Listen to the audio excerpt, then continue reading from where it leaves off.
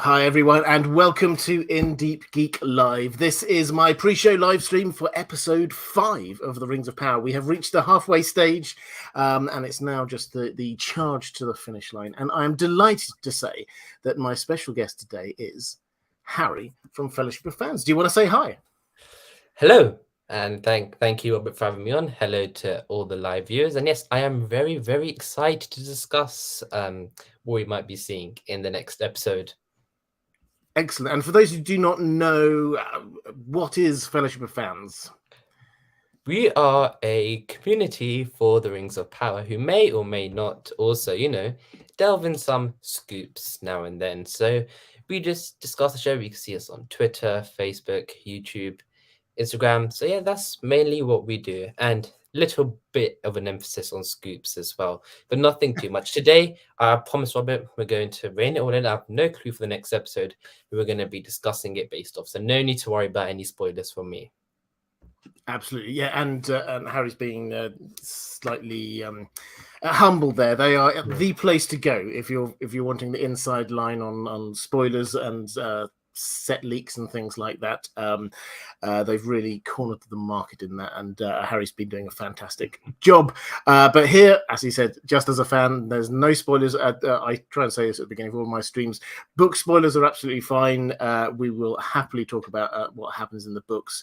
Anything which is in the public domain, trailers and things, happily talk about that, but no leaks or spoilers at all in this stream. But why don't we, actually, one more thing before we get going. This is a charity stream. As with all of these live streams I've been doing all the way through Rings of Power as well as House of the Dragon, I'm raising money for Alzheimer's care and research. If you are enjoying the shows, if you like these live streams, this is the way I would love you to express your appreciation. There should be a donate button there. Hopefully that all goes through nice and easily. It's a really, really worthwhile cause. If you've ever been affected by Alzheimer's, or you've known someone with Alzheimer's, you know what a horrific disease this is. So if you can afford it, I would hugely appreciate it if you could donate there. But let's start off thinking about, as I say, we're halfway through the season. Harry, what's your take on how it's been so far? What have you been enjoying most? What do you think? For me, I think right now it is not bad. It's not terrific. It's at that point where we're at the part of the season now where either it can become, middling, or it can become really good. Because I feel like the first 3 episodes, lots of build up, lots of world building, and we had to get introduced to countless number of characters. But within those storylines and characters, there were some pretty good moments. I think the stuff that I have enjoyed quite a lot was the Khazad-dûm stuff, especially with Elrond. I think that's been quite a strong point. I think for what we saw of the Hobbits in the first 2 episodes, I think was pretty good too. And I think at the same time, I feel like it's quite weird. It's going fast but slow at the same time. It's like I think well, the funny thing is, Robin, me and you we're just sitting next to each other in the cinema while we were watching, and we're like, yeah, it's good. It's like, but the first thing we said, I think we both said, it's like, wow, that happened so quickly. It's like they just 2 hours went by by that. And then I feel like some storylines, like the Tirharad storyline, is going pretty fast, I'd have to say. And I hope soon enough the show will find its balance, and maybe with episode 5 they've gotten all the storyline build up out of the way, and we're going to get into the meat and juice of the story. And I do think that, but I think a pretty strong point, maybe minus the dialogue a bit, is of course the Numenor stuff, and minus taking people's jobs. I think that was a pretty good area. But I do know I think it was for episode 3 you didn't really like it, some of the Numenor stuff, so I'd like to hear some of that in a bit as well. But yeah, overall it's at a solid place, and I think it's at a split roads now. It can either fasten up, or it would just end up, being a bit more slow. And I think the only thing I would say that I'm a bit still not sure on is the writing as of yet. Some of the dialogue has been a bit clunky, but except from that, overall, I'm still pretty excited where we are at right now. Yeah, I have to say I'm enjoying it. and I only ever cover things on this channel that I Yeah. actually enjoy. You'll know if I don't enjoy something because I'll stop covering it. But it's I'm looking forward to what happens in the next episode, and that's always the most important sign. The Numenor thing, I had a couple of thoughts about Numenor, but yeah, I think at the moment it's still, as a sort of a critique, it still feels small to me, Numenor. Not in terms of the scale; it looks amazing. I think some of the shots of the city as a whole, as the ships were coming in the harbor, I thought that was beautiful. But it's just like we have Elendil's family and friends, we have Farazon's family and friends, and we have Miriel, and that seems to be it pretty much. It's like the same guy who was at the inn, who was then also there doing some rabble rousing, who was also there at the council thing. It's just like, I want Numenor to be huge and complex, and that the height of human civilization, not just, I could understand this if I just knew 3 or 4 different people. Yeah. But that's the sort of the nuance of that. There was another point you made that I was going to respond to, but I've completely forgotten what it is. So why don't we just very quickly look into the chat. Sword of the Morning had COVID. Not at all good. I hope you're feeling a lot better soon. Genlob saying the elves taking our jobs bit was terrible. Yeah, I think a lot of people didn't like that line. It just felt a little bit too. Tolkien was very clear about loving applicability and hating analogy, so it's very. He wants something which can apply for all time, not just something which feels like it could come out from the mouth of someone today. That it felt, as I say, a little bit clunky. But let's go to a question while we're doing this, talking about Numenor. Sean Doyle saying, hello, Robert and Harry. Thanks for the latest video. You're very welcome. That was Hellbrand. I did my Who is Hellbrand video. I had always thought Hellbrand a likely candidate for Sauron. I wondered if the show would have him bring Numenor's downfall differently to the books, seeing as he is there now. How do you see events unfolding in the show if he is indeed Sauron? As surely Sauron has a few places to be in the near future. Well, I'll just kick this off with a little bit of context. And Harry, I'd love your thoughts on where this might be going. My take, I've got no inside line on this, but my take is that it looks very likely that Hellbrand is Sauron. If you want to know all of my logic on that, go and have a look at the video which came out a couple of days ago. The video that I'm currently working on, as I always spoil the videos I'm about to be releasing, so this is just normal for me, is about what is Sauron's plan. What does this mean? What is he actually trying to achieve? I don't think that the idea is that he will stay in Numenor. I'm pretty sure he is going to be moving across to the Southlands. And my cheat code for the Southlands, I tweeted about this a while ago, but I think we always have to remember, when we hear the Southlands, that's actually code for Mordor, because that's the part of the world they're talking about is what we know as Mordor. Or actually, it was on Fellowship of Fans, it was Hen there who came up with Before-Dor, which was a fantastic phrase. So what's your take? Do you think Hellbrand is going to be staying on Numenor? Do you think he's going to be moving across to the Southlands? Well, the first thing I'd say is, from, of course, all available evidence or trailers and stuff like that, we have seen Hellbrand in this nice Rohirrim like clunkier. I keep saying clunkier, in Rohirrim like his robust armor, you know. So I feel, and we see him in some battle shots. So it does look like he actually accepts. Well, it looks like he's going to accept the invitation to come to Middle Earth, and especially to the Southlands, aka Before-Dor. But does that necessarily mean that by the end of the season he doesn't come back to Numenor? That is something we don't know, and I don't think so. And I do think, and if on this case Sauron is Hellbrand, then maybe they're doing it so we're going to have him, introduce him to Numenor, so at least let Sauron know what Numenor is, kind of. That little line with Farazon where he instructs him, it's a little on the nose. We kind of know, if you know the lore, what happens between Farazon and Sauron. So I think he's going to come back to Middle Earth, and maybe we don't see him from back to Numenor for a couple of seasons, unless, again, he goes back there at the end of the season to maybe give his gratitude to Barazon, then maybe events could play out that way. But we do want the Forging of the Rings to happen, and he can't be in two places at once. Or can he? Well, He I can't. don't think he can. Yeah. But I think it's quite. A few people actually sort of replied to that video, saying, this Sauron didn't go to Numenor at this point in time. And just to be sort of clear on where we're at on that, we do not know what Sauron was up to in that first period of the Second Age. So the scope is potentially there. And there is actually a hint.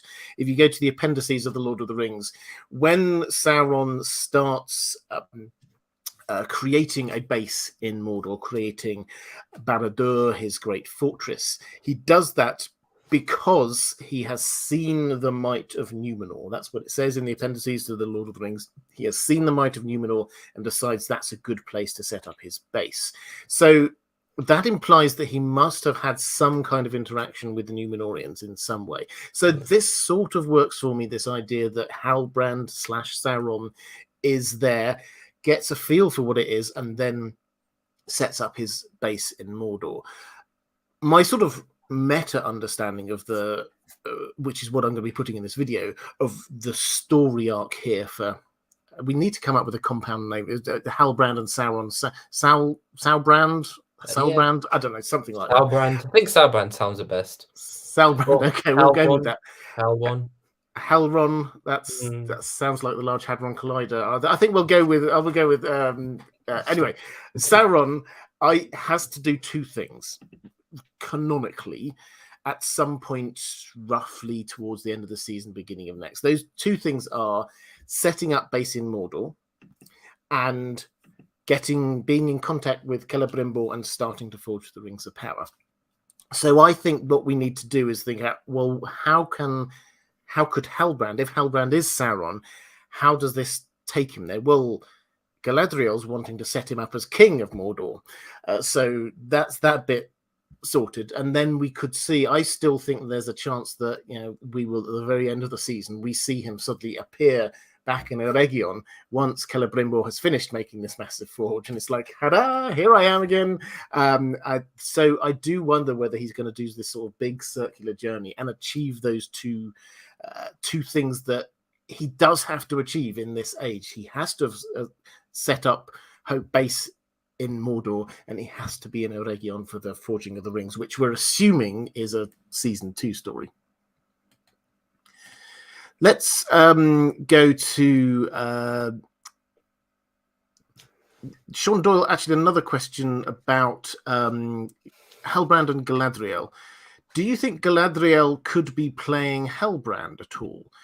Maybe she wishes to use him to get close to Sauron without realizing it's him. She has not counseled him on anything, as she has with Elendil and the Queen Regent, only saying that she wants to make him king of the Southlands. We'll get on to Galadriel's character in a bit more detail in just one moment. But what do you think, Harry? Do you think we're talking, I'm assuming Hellbrand is playing Galadriel. He's been manipulating her. He's been, here's my little pouch with my sigil on, all of that kind of stuff. Might she be actually playing a clever game and playing him in some way? What do you reckon?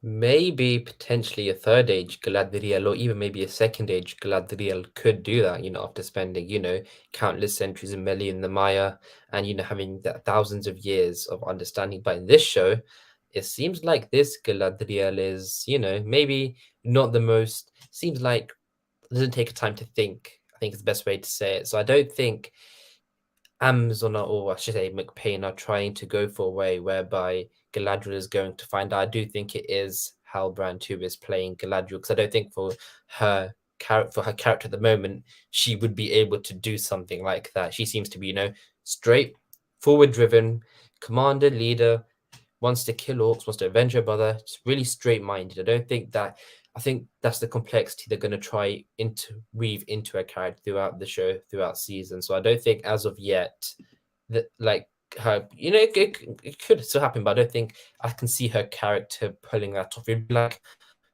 that's quite interesting. So you've been quite forward thinking and just straightforward the whole season. And now you put up a grand master plan. It just wouldn't fit the character. I don't think. I do think it is the other way around, because of the typical thing. Oh, I'm trying to save my brother, revenge my brother. Oh, and the evil I'm trying to look for is the person next to me the whole time. It's one of those stereotypical type of thing. So that's how I think that will play out.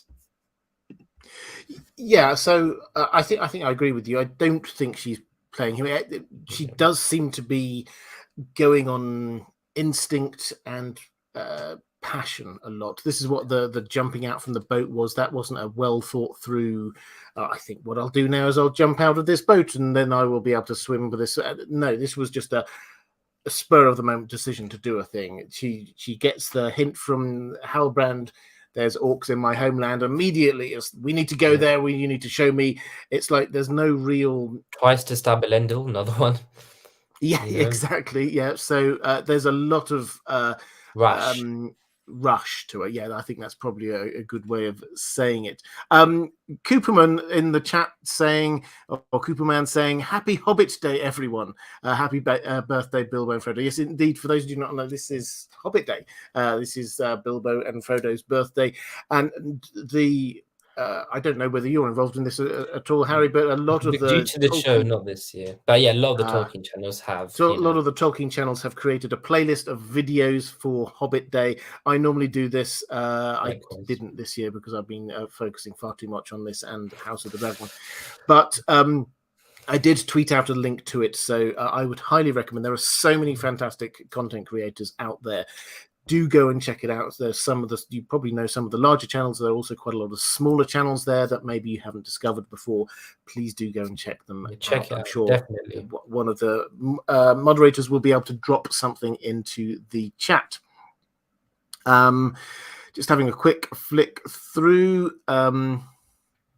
My T-Fam saying, yes, maybe this great oversight from Galadriel will be her character's major turning point, even when she realizes her mistake. That's what my take is really here, is that this is, she will learn from this. She needs something to just like slap her in the face and say, you got this wrong. And that will allow her to sort of grow and gain a little bit of that wisdom that we know that she has got. Mark O'Brien saying best bits have been Elrond and Durin so far. Yeah, we'll talk about them in a bit, but I would definitely agree. Andrew Kay talking about Elendil, saying, I was slightly confused by Elendil's ancestry / bloodline being somewhat downplayed. Seems the Queen Regent viewed him almost as a nobody. Yeah, so for those who don't know, because this is one of those things where because I nerd over this stuff all the time. This was very glaring. I suspect most people didn't even notice this, but Elendil should be from an incredibly illustrious family line. His father is there on the King's Council. He is a very well-known figure in Numenor.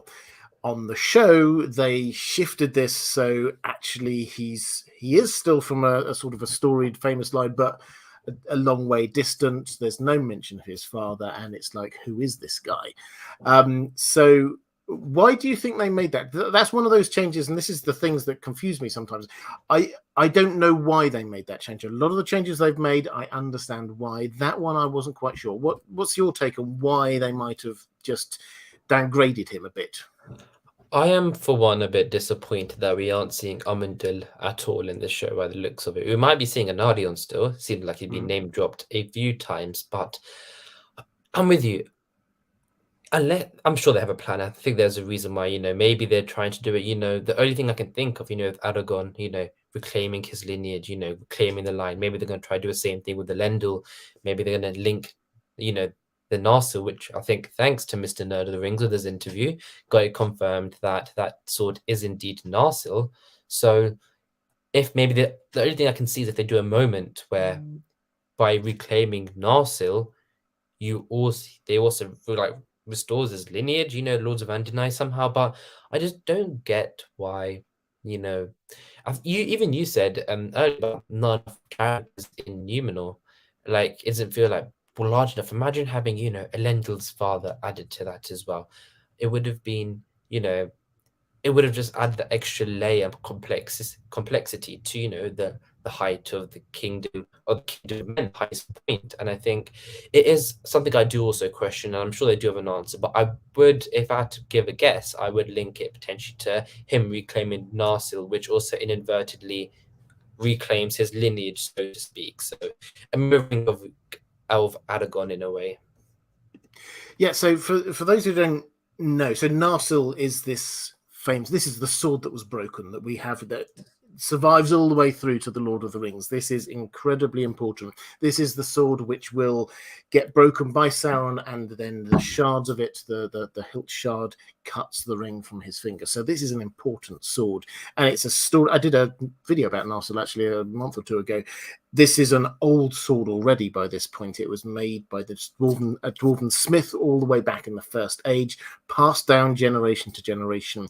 And you Harry, you talked about him reclaiming Narsil. Where did we actually see Narsil the sword? You say that we had confirmation, and a hat tip there to Matt Nerd of the Rings for getting that information. Where have we seen Narsil? We saw it when Galadriel, I think again we go back to her somehow scaling the palace of Numenor, somehow getting past all the guards and coming into that tower where we find out Tar Palantir, the old king who has been dethroned, was there. And in the little council room at the top of this tower, while Galadriel is speaking, to the left of her, we get, actually to the right of her, I should say, we get a nice little sword placement of a potential, Narsil, alongside a painting of Beren and Luthien holding a Silmaril, and I think Drambaleg, Tour's axe as well. So we did get a few things, but mainly the main thing of interest was Narsil in that scene. So if you want to go back and check that later, it's quite a nice little Easter egg.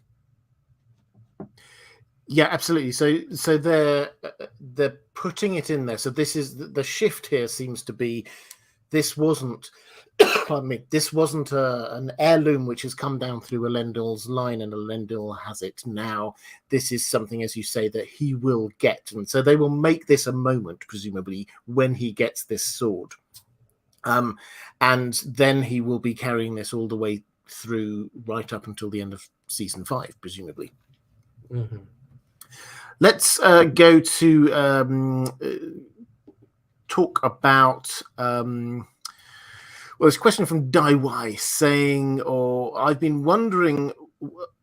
wondered with this series about how Sauron would appear, if he would at all, how major characters would perceive him. I'm not 100% sold on Hellbrand equals Sauron. I still think he could be a king of men doomed to be a Nazgul, who Sauron captures on his return to the Southlands. Despite your recent video, if he is Sauron, do you think Sauron wants Galadriel and the Numenor leaders to find out who he is, or do you think he's so arrogant to think that they wouldn't figure it out? It seems too obvious to me. Too many signs, especially since Galadriel spent time in Valinor. She would have known he spent time with Aula and been an amazing smith, etc. Well, lots of really interesting questions in there. How about this idea? I'm assuming the Hellbrand is Sauron, and until I get evidence to the contrary, that's what my position is. But I know some other people have got this idea. Maybe we think he's a bad guy. I think the clues, regardless of everything, I should probably say, the first thing we see is he's there. He's cutting off the other people on the raft to save himself. He says it's a matter of survival, but he seems to show absolutely no remorse. He steals things at least twice. He lies. We see his inner rage in that brawl scene. Absolutely, he's a lot of anger going on. He is almost certainly not a good guy. I think this is the thing you have to, if you try and think, is this going to be a good guy? Just imagine one of the actual good guys in, say, The Lord of the Rings. Would Sam or Aragorn ever cut off the other raft and just abandon those people to die? Absolutely not. This is not one of the good guys. This is, at best, a sort of a grey character and almost certainly evil. But not everyone's bought into this idea that this is Sauron. There have been another couple of ideas coming up, one of which is perhaps this is going to be the Witch King in the future.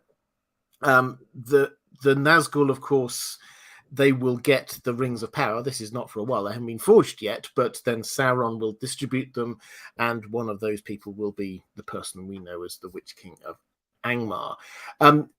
What's your take on that as an idea? It's a theory that's been out there for a while. Presumably we will meet the person who will become the Witch King of Angmar. Do you think there's any merit to that? I am still in camp Sauron as of right now, again, as like you, until available evidence, comes out that this could not be the case. But everything is pointing towards that at the minute, unless, of course, you want to make a case for the stranger, which I personally don't think is Sauron, unless not yet. I think that's actually for misdirection purposes. But back to the question, it is interesting because with Hellbrand, I like the idea of the Witch King. It's between that. I think the other one was the King of the Dead. I think the King of the Earthbreakers. That was the other. Those were the two main ones, and I like the idea, but I just don't think that's what they're going for. At least not in this season, because if we haven't even touched rings, like even the concept of rings being forged yet, and they're already, thinking of, I just think that's maybe like a future thing to come where we do see the Witch King or see that progression. I do think Sauron sorry, Hellbrand is probably either one of the King of the Earthbreakers or indeed Sauron. But I do like the idea of the Witch King. It is a strong theory, and it does make sense. He was a king of men, but I would say he was from Numenor, though, wasn't he? That's why I'd say, could we put Kemen in that possibility of being the Witch King at some point? Because we know, but then added to that, the Witch King was potentially even a sorcerer in Numenor. So that could, if Halbrand does, back to the first question, if he does stay in Numenor, he fits the type, I suppose, if he is, evil and stuff, potentially fits the stereotype of the sorcerer in Numenor. So it really depends what they do with him near the end of the season. But I think it's a solid theory, but I'm still camp Sauron. Yeah, so I would agree. I think what we know is that 3 of the Nazgul will be Numenorians. Tolkien's told us that. Now, I think we should probably assume that they may well introduce other characters. I'm sure they will as the seasons go by, but at least one of them, probably 2, maybe even 3 of them, are already known to us. I think Kemen. So we need to look at the characters that we know. We know it's not Elendil. We know it's not Isildur. We know it's not going to be Pharazôn. We know it's not going to be Miriel. So didn't the Shadow of War games made Pharazôn one of the Nazgul, I think. So we never know. Meteor Man and all that stuff in the show. I'd hate that, by the way. Saying I would hate that. So, I would also hate that. It's because the time contraction that the show has done for those who just need to know the scale of this, it's basically 2,500 years of history is being squashed down into, I mean, I don't know whatever time period they're going to have the show in a few years. So that throws everything up into the air. But in Tolkien's chronology, then the rings are distributed. The Nazgul arrive, they become wraiths, so they disappear, and then hundreds of years after that, Pharazôn is there. So, and he's clearly a human, so, and not a wraith, so he is not one of them. Yes, Shadow of War or someone like that did take some liberties. I think the video games, when people talk about the law changes in this TV show, you go to some of those video games, and it's Shelob was a really lovely looking woman, I believe. So she was indeed sexy. Shelob is definitely a thing. But anyway, we digress. I think the idea that Kemen, almost certainly in my book, I know very little about him, but I can already think of a character arc where he's there. His father is this great, powerful person. He wants more power for himself because he just sees how somebody else doesn't. He's always sidelined. I could certainly imagine how he might be given a ring of power and become one of the Nazgul over time. What about one of Isildur's friends? Yeah, it's possible. It's possible. They certainly seem to be being included. I was wondering to start with, are these just going to be like rando people on a boat? But if they're coming with the expedition over to Middle Earth, which they seem to be, then there seems to be a sort of an ongoing role for them. So that's entirely possible that one of them could. I'm also, it's not based in Numenor, but Theo is definitely going on a dark path. It would not surprise me in the slightest if he ends up becoming one of the Nazgul, maybe even the Witch King himself. It's quite one thing. Actually, I said this to Dan, who was here, Voice of Geekdom, last week. So you were Harry, you were with me when we went to that premiere, and it was noticeable that the actor who was Theo on screen, he's still like a kid. But when he was there, it was like, I don't know, 2 years have passed, but he was like, suddenly he's hugely grown. He's nearly And as tall as us. Absolutely, yeah. And we're 8 foot tall. And it's just like, fact. But this is just a reminder, we've got another 4 seasons of this. So he is going to be, he'd be easily in his 20s later on. He can rock a beard soon. Never know. Yeah, exactly. So I think that there's a fair chance of him being one of the Nazgul as well. But let's go back. There were some other bits to that. Just a really interesting question from Daiwai talking about whether Sauron wants Galadriel and the Numenor leaders to find out who he is. And it seems too obvious, too many signs, especially Galadriel would have known that Sauron was a smith, etc. That I think I would have to look back at it, but I'm pretty sure that when he was there trying to persuade the smith guy, hey, you should hire me, I'm great, Galadriel wasn't anywhere near there, so I don't think she would have seen that. So I don't think he's mentioned his smithing to her at all. He's kept that bit back and hidden. But would he? I think Sauron just thinks that he can fool everyone. That's my general feeling. He thinks he can fool everyone, and to be fair to him, I think he will fool everyone until the point at which he wishes to reveal himself for who he is once he's in his position of power and once he's feeling sort of safe and confident in that. So, do you think somebody's going to rumble Sauron, or do you think he is going to get away with it until he decides to reveal himself? It's interesting because if, of course, Hellbrand is indeed Sauron, or I think let's just take the concept away, this Sauron in general. If he's going to, do his Anatar phase and go to Eregion and, meet Mr. Celebrimbor, then if everybody knows who already Sauron is, if everybody already knows who Hellbrand is, that Hellbrand is Sauron, how's that going to work? Like, once he walks to Numenor saying, to Eregion, talking about rings, they're going to be like, that is Sauron. He just revealed that to us, which is why I don't think maybe that the Sauron reveal will be to the characters. It might be to the audience, but not to the characters, because then how does the Anatar, stuff, corrupting Celebrimbor begin? Once he goes to Numenor, everyone will know who Sauron is, because Sauron, in his own form, like publicly knowing that he's Sauron, that's the intrigue and such, adds to the decadence or the decline of Farazon, because he knows that Sauron is the one manipulating him and telling him this stuff, and he's still listening to it. But in Eregion, there's almost this deception. So it would be really hard if Sauron is revealed to the characters, then him also be Anatar, if you get what I mean. They just don't work.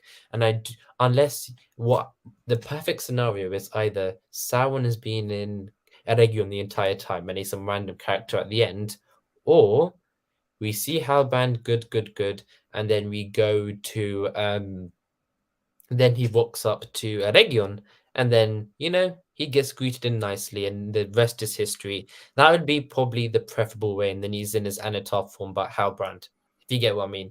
So yeah, the main point again is just it doesn't work with the characters knowing who Sauron is, and then him also becoming Anatar, unless he changes form, which I don't think they might not do. Who knows? No, and I think that is exactly what I think is going on. I think that the and we'll get onto sort of Celebrimbor and things like that in a moment, but at a high level, I think that Hellbrand was there before, as Annatar.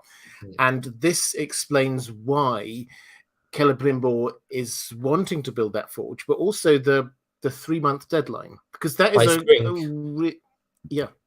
it's a really weird kind of thing for an immortal elf to suddenly think, I have to do this thing in 3 months. Why do you have to do this thing in 3 months? I mean, they could come up with some kind of weird thing about having to be at this, doing something at a particular phase of the moon or something. That is quite a Tolkien thing, but it makes so much more sense to me that someone like Hellbrand puts the idea in his head and then says, I'll be back. I've got some stuff to do elsewhere. I'll be back in 3 months. It'll be great if that forge is ready here when I get back.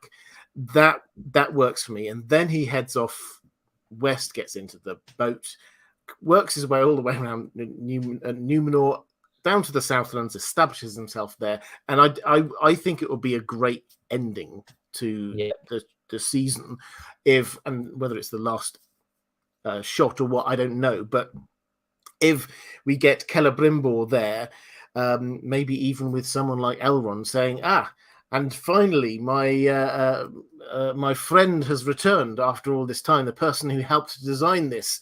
Here, please welcome Annatar. And in walks Hellbrand, and everyone's like, what? This was actually Sauron all the time. And the key thing for me, I think, is that group of people, they've not met Hellbrand. They're completely separate to the rest of the plot at the moment. Galadriel and the Númenóreans and the Southlanders, they will all have met him there. They will, but Celebrimbor, Elrond, Gil-galad, the Durins, they haven't met Hellbrand like that, so they do not know who this is. So the idea, I think, of Sauron as being shifting the pieces around the board to make it exactly right for him before he launches his plan, that works really well for me, I have to say. Mm-hmm. I do hope, just like yourself, that is the case. Yes, well, good. Sword of the Morning saying, can't Sauron change? Could he be more than one? Yeah, so Sauron, at this point in time, he can shapeshift, he can take on different appearances, and so, yeah, we could be looking at more than one different person. I tend to the view, some people have suggested maybe they're doing like a Westworld kind of different timelines. All of the different stories are at different points in time. So we're seeing Meteor Man and Hellbrand and Adar are all Sauron or something like that. I don't buy into that myself. I think they tried to tie the timelines together. Have you heard of the theory that the Harfoot storyline's happening in the Third Age, then that works out with it being Gandalf? Have you heard of that theory yet? No, I have not heard of that theory. So some of this story is based in the Third Age. It's just one theory going on, which I don't personally believe, but people are saying the Harfoot storyline, they haven't touched any other race or storyline. What happens if this is indeed the Third Age, and after everything's happened, and then it's thing the showrunners have done? I just thought I'd just poke that out there. I don't like that theory. Thank you for raising it. I love hearing new theories, but for me, they are tied in with the rest of this because, and it's at the level that they operate at. We see a wolf, or perhaps it was a warg. I didn't really pay huge amounts of attention in episode 1, 2, whatever it was, really early on. We saw that those hunters that were going past just before we got introduced to them, they're talking about how all the game has gone, the skies are strange and things like that. It's clear that there is, and Nori even speculates maybe something strange is happening down in the Southlands. So it is this, we're just seeing them in their understanding of the world, seeing what's going on in the same way that Gil-galad can look at a leaf and look a little bit concerned about what's going on there. They look at the signs that they're used to be looking for to see what's happening. So I think that they are very much tied in with the plot more broadly. Kugelbit's saying Theo's really strong northern accent is going to be silly if he's the Witch King. I can't imagine that accent in the Nazgul voice. It'll be like Jon Snow in a cloak. Well, yeah. So I don't even know what accent I think that the Witch King should have, but deep voice is all I'm thinking. Yeah. Imagine with an Australian accent. That would be quite funny because Theo's Australian. Oh, is he? Is he? I did Yeah. not know that. So yeah, an Australian Witch King. G'day, Gandalf. Goodbye, mate. So Swagadagger saying the falling star was visible to everybody, including the Harfoots. This all has to be happening at the same time. Right. Yeah, I mean, I think the thing is that lots of people are coming up with lots of theories. I've also heard a theory that perhaps we saw the comet from 5 different people's perspectives. Yeah. Perhaps they actually saw 5 different comets. Perhaps this is the Istari all arriving with 5 different crash landings.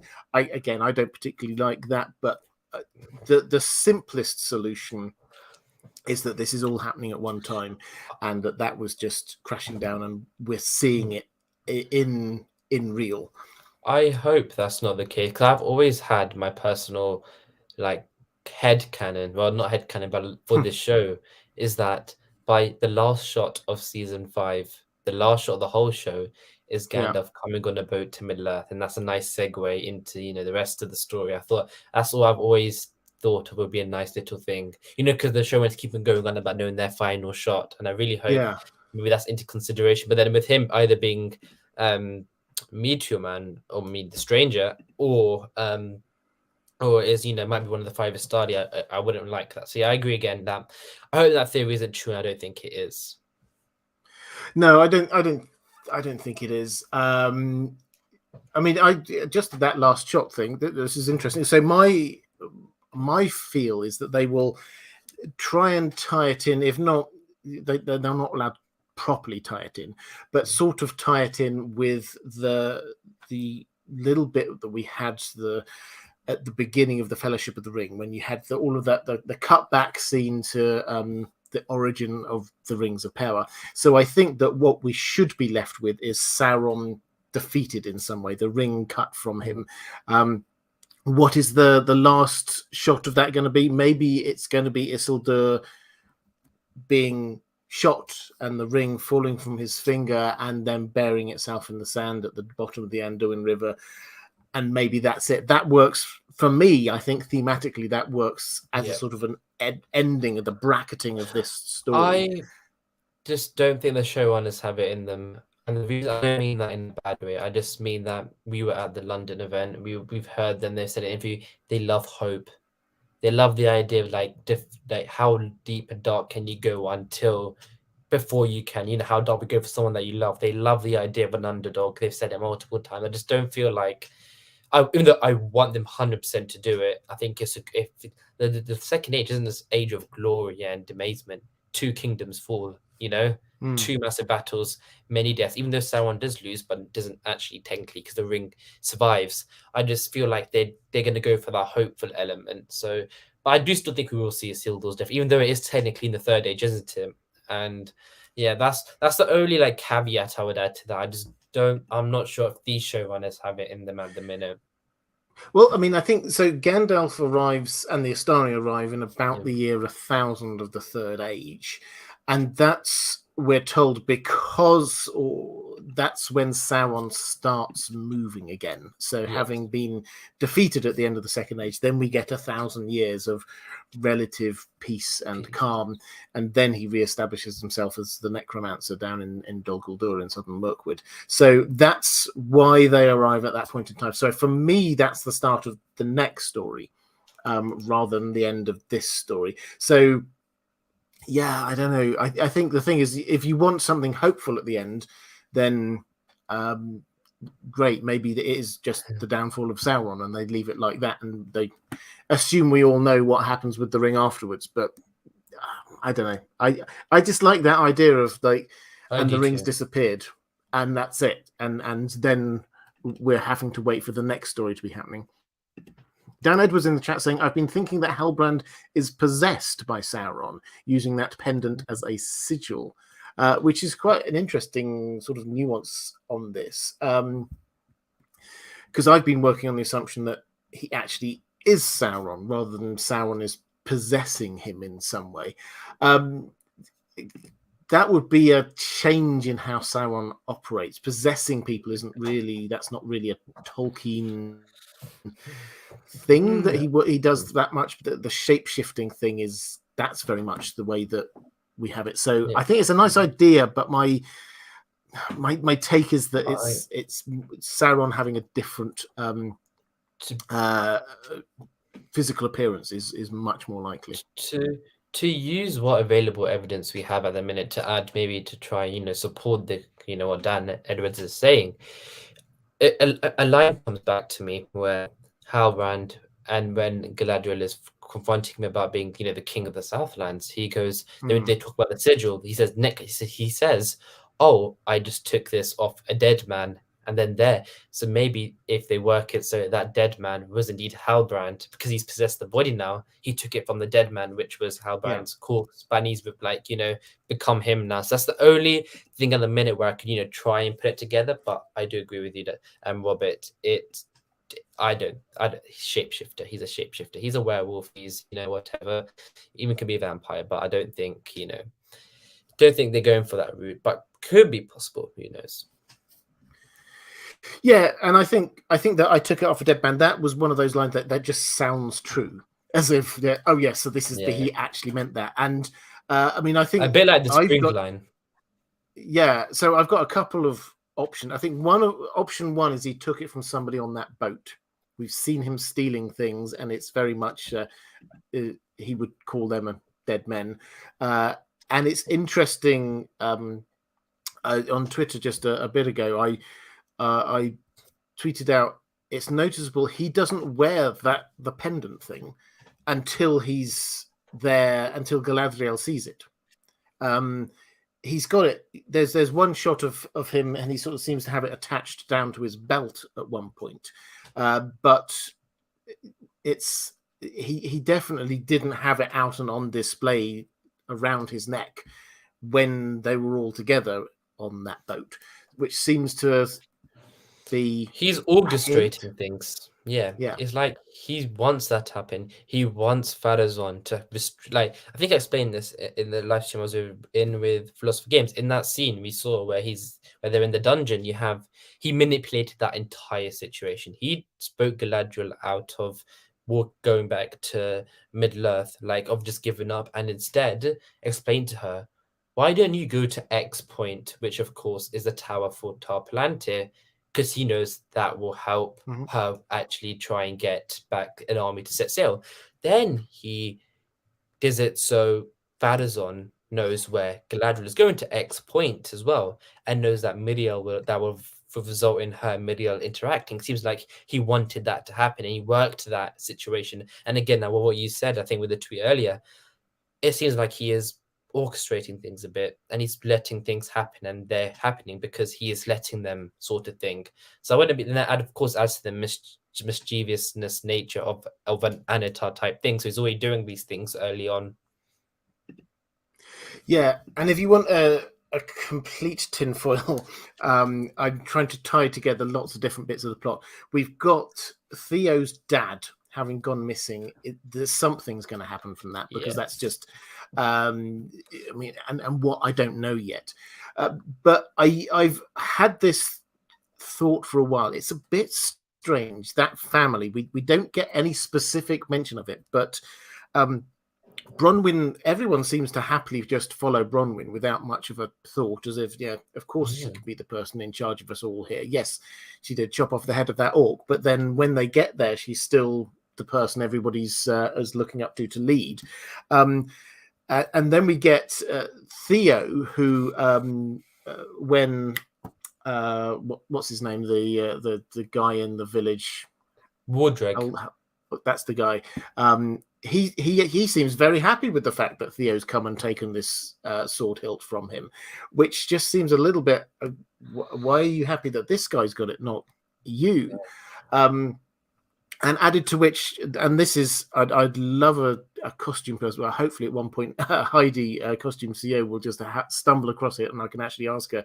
But I just think that Bronwyn's dress looks completely better quality than everything else that everyone's wearing there.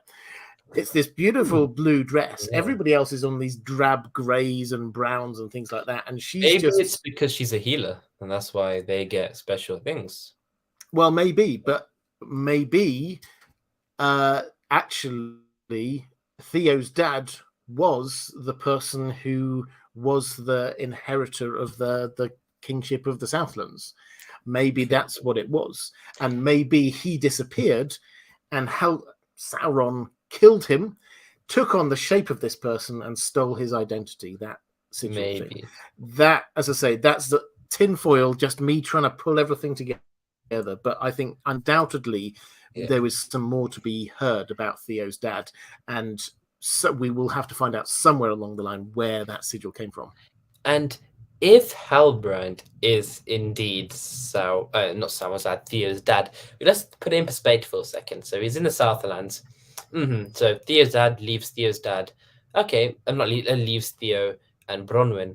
Then goes to Region.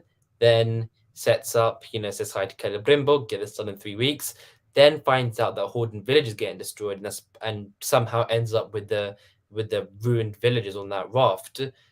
And then he goes and meets Galadriel, and now they go to Numenor. It's like he's been on quite a journey already off screen. It's like he seems to be a man of many motives and many adventures. Absolutely. Let's go to a question about Galadriel. I said we would talk about Galadriel. 444 saying, do you think we will see the final version of Second Age Galadriel, or will there be or do you think we are seeing the final version of Second Age Galadriel, or will there be some kind of development to bring her character closer to the Third Age Galadriel that we know from The Lord of the Rings? It's hard for me to believe that Galadriel in a couple of years or decades could change that dramatically, when after 1,000 years plus, she is good, literally only good at fighting and swimming. The current incarnation has more in common with Daemon Targaryen from House of the Dragon than with Cate Blanchett's version of this character. So I'd love your thought. This is something, before the show came out, I was one of those people who was actually quite I was defending this idea of what we seemed to see, which was a quite go-getting Galadriel, a character who was proud, a character who was a lot more sort of action focused, but I think for a lot of people have felt that she's even more proud, she's even more headstrong, she's to the point of being a little bit sort of stupid with some of her decisions than they think is realistic. What's your take on the Galadriel character so far? First of all, I like to say I really do like Daemon Targaryen right now, watching House of the Dragon. I know nothing about the events of it, so I hope I'm rooting for. Actually, I shouldn't say good character because he didn't seem good from what we've seen so far. But you're probably all laughing at me in the chat right now. But back to the question. With Galadriel, it's a 5-season show. I know, and I think what the question directly said, I don't see how Galadriel if she can't change in 1,000 years, how she's going to change into third age Galadriel in just about in a couple of years. But then you have to factor in she did potentially just bring Sauron back to power through Hellbrand, and that could be like a life changing thing where she really has to learn. And maybe that is like, if you were going to have to trigger that amount of growth, bringing back the Dark Lord, who could have, it seems like Hellbrand, he doesn't even want to be the Dark Lord a bit, he just wants to be around, stay in Numenor. He loves Numenor. He doesn't want to move.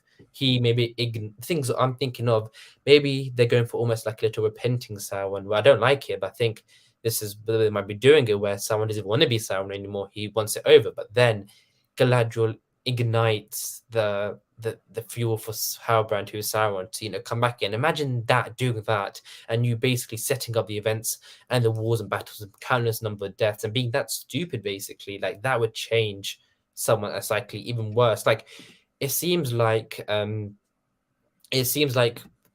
Finrod death really changed her up. So two big events, she does seem like she does react.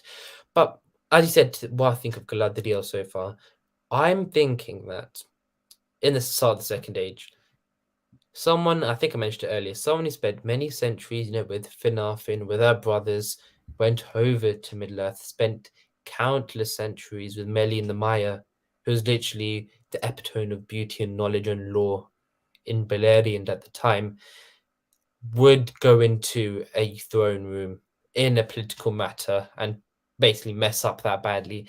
I think they are almost trying to. The storyline that we're going on with Galadriel is her early first age to late second age story. I think that the character, we're taking her, she's maybe in the mindset of, wanting to, like, maybe they're going through the story where she participated in the kinslaying, or was there at least, and having that, eager rush, wanted to go Middle-earth, wants to have her own, realm, sort of like that idea. I think they are taking that early period of a story, whether that's correct or not, and they are shoving it to the beginning of the second age, at the beginning of the show, I mean, in order to show that growth. But that doesn't answer whether they are succeeding at it. I think as the audience, we get what's going on. We get that she's rash, but I think the point where she's saying to Elendil, who is this person who would speak to me, is like, think of it like you're influence. It's like, for example, an influencer with like 1 million followers going up to a place like a shop, or like, I want to go to the front of the line. I'm this famous influencer. It's kind of like that situation. It's like, then you're almost wanting to stab the person who saved you. It's like, it's gone to a point where you just don't feel you don't know how to side with her, because she's just being a bit too petulant. It's like, it's hard to relate in that regard. And I think if they, I do think we still might see that balance, and we've got 4 episodes left. I think after we see Tar Palante, she's seeing an old king dead, basically, nearly, and understanding that about mortality and understanding what's happening. You slowly see her start realizing, even after looking at the Palante for a bit, she was actually worried for once in the show. I've seen her scared for once. It seems like, okay, she's starting to understand now. Hopefully from here on out, we're going to get a list of that pitch. It's quite hard, because she's right, and you want to root for her. It's just a bit hard to attach to it. And it's fine, her being a commander, her fighting and all that stuff. That is correct. You cannot disagree. Look at Tolkien's later writings. Well, I think sometimes one of the last things he ever wrote about Middle-earth, about the Legendarium in general, was about Galadriel's story. Is he constantly reworked her into this awesome, like, strong-minded character. And I think there's nuance to that she had, which the show isn't delving into yet, but I do hope that we do see. So that is my take on it as of yet. I do think there is a chance we will see that, but I think it's a bit too much on the nose at the minute. We get the point, but it's a bit exaggerated. Yeah, I think I would agree with pretty much all of that. I think that we are going to see a character arc for Galadriel, which takes her from where she is now. I think that this idea of if she needs some sort of shock to the system to get her out of it, and I think her being taken in by Sauron to literally set him up in Mordor by saying, you are going to be the king in Mordor, and then suddenly realizing that this person that she's been hunting for all this time, she's actually just established him in his new home.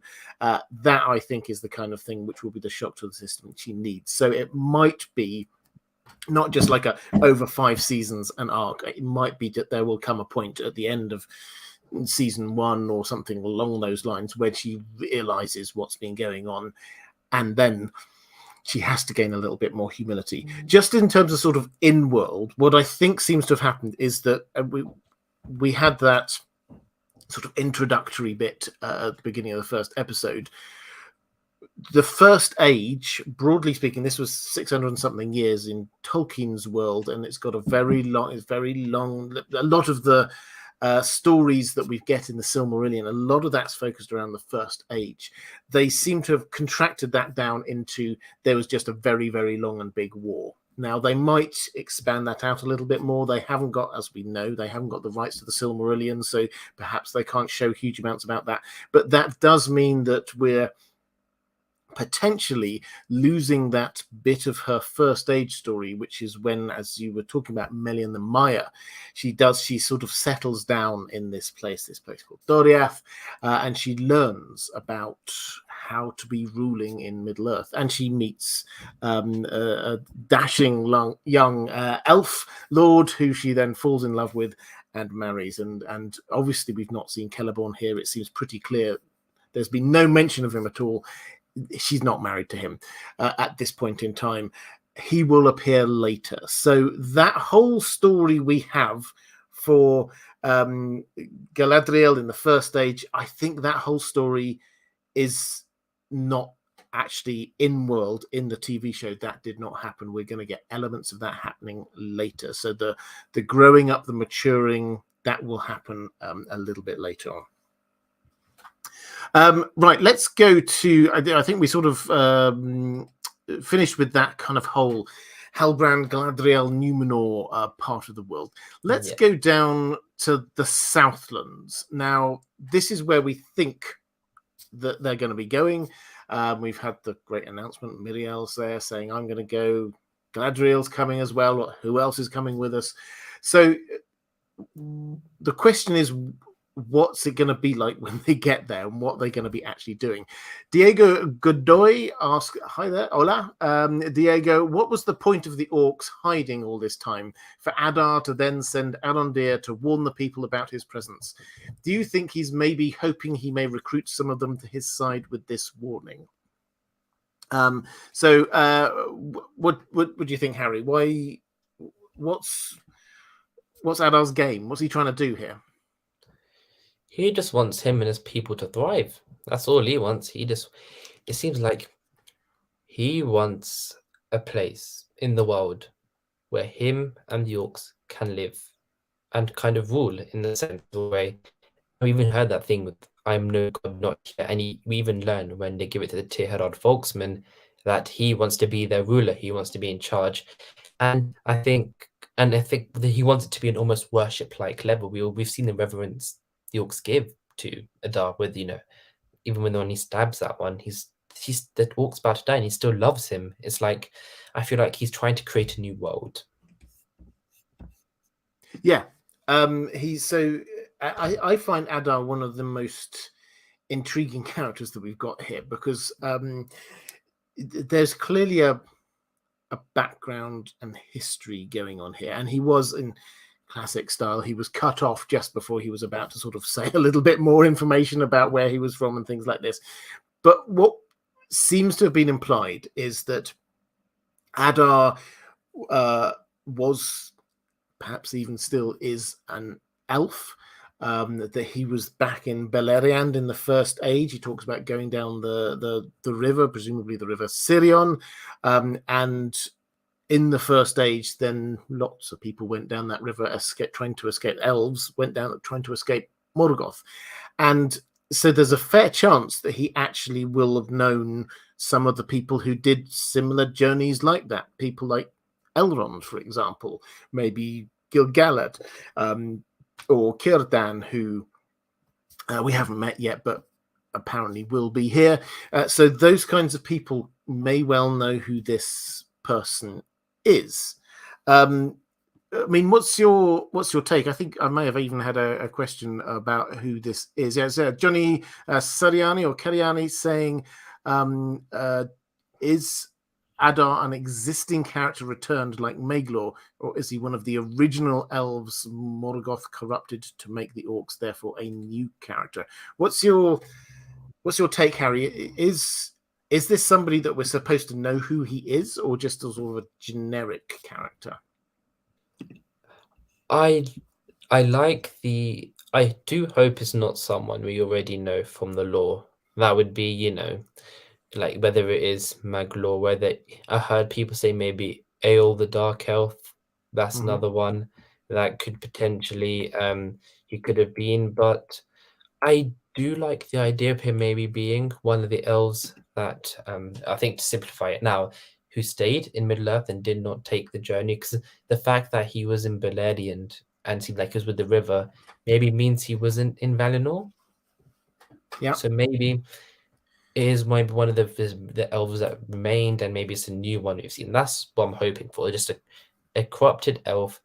Maybe, when we go to the dungeon up north, we saw some of I think that icy stronghold, the orcs. It looks like that's almost they were tainting. Yeah, Galadriel says they were something with the powers of the unseen world. Looks like they were trying to corrupt or make something there, and maybe he got captured. And that happened to him. I do, and I know the theories of Megl, one of Celebrimbo, not Celebrimbo's, Feanor's sons, because he's one that only some of them survived, but I just don't think so. And it's not me not thinking so, it's me hoping not so, because I don't really want them to rework a character like that.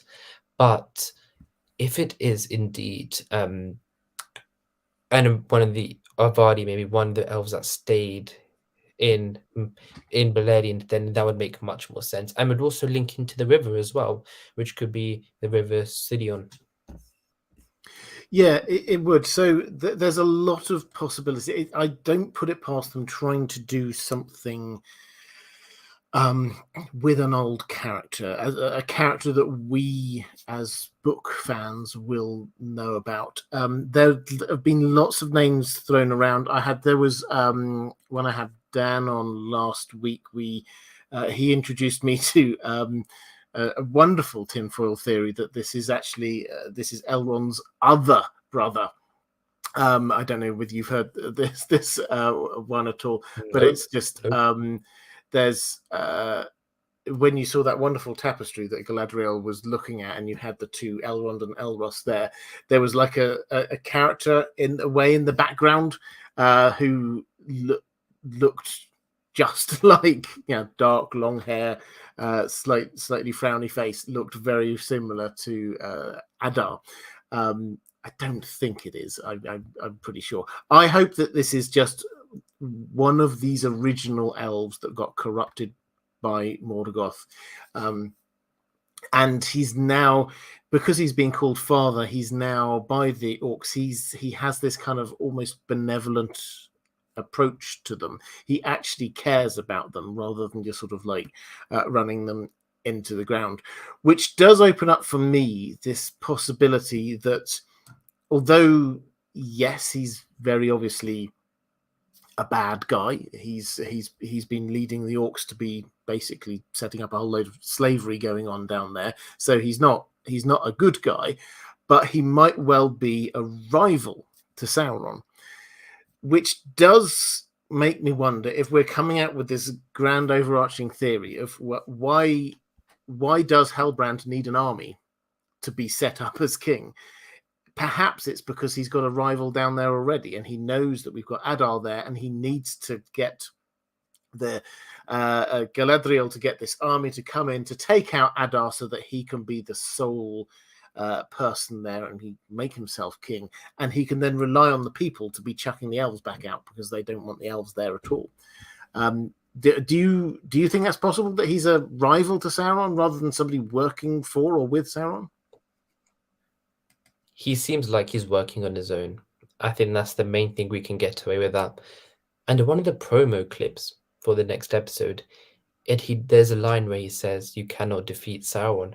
Dar says this. It could be chopped lines, but he does say that. So it seems like I don't see them working together. I think maybe that's the big confrontation at the end, is around, who's going to be the true Lord of the Southlands. And I think that would be interesting, and would finally show maybe that is why, as you said, why he manipulated the situation so that he would end up with an army, even though it's Galadriel with the army, it's actually him, and he reclaims his space, and they're actually, inadvertently putting him back in power. And that would be quite an interesting way to go.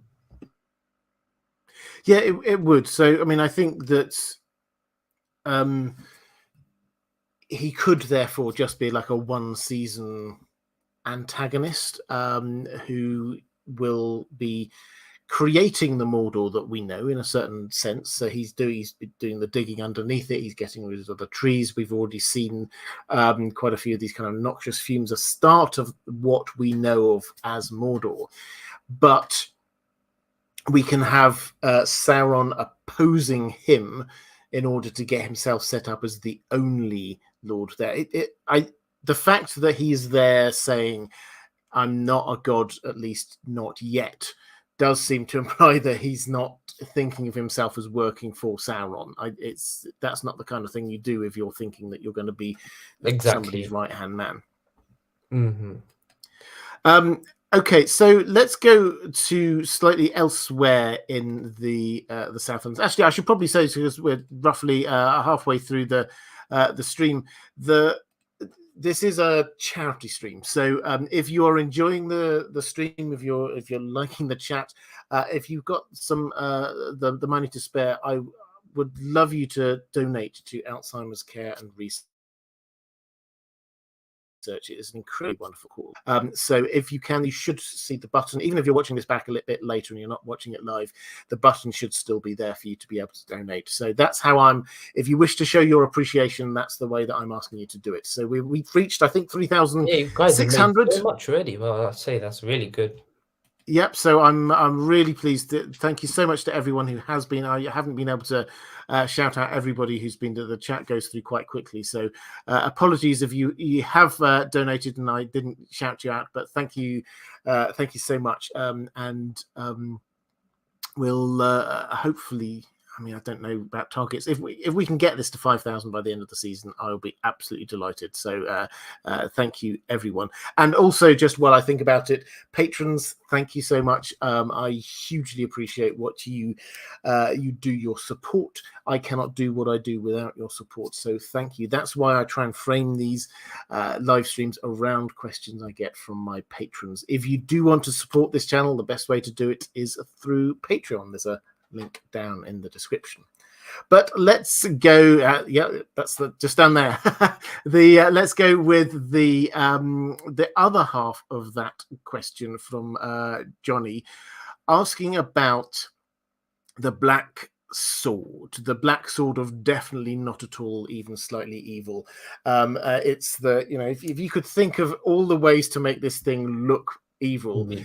It's black, it looks twisted, it drinks blood, there's fire, you can hear the black speech in the background, it's got Sauron's mark on it, everything screams evil.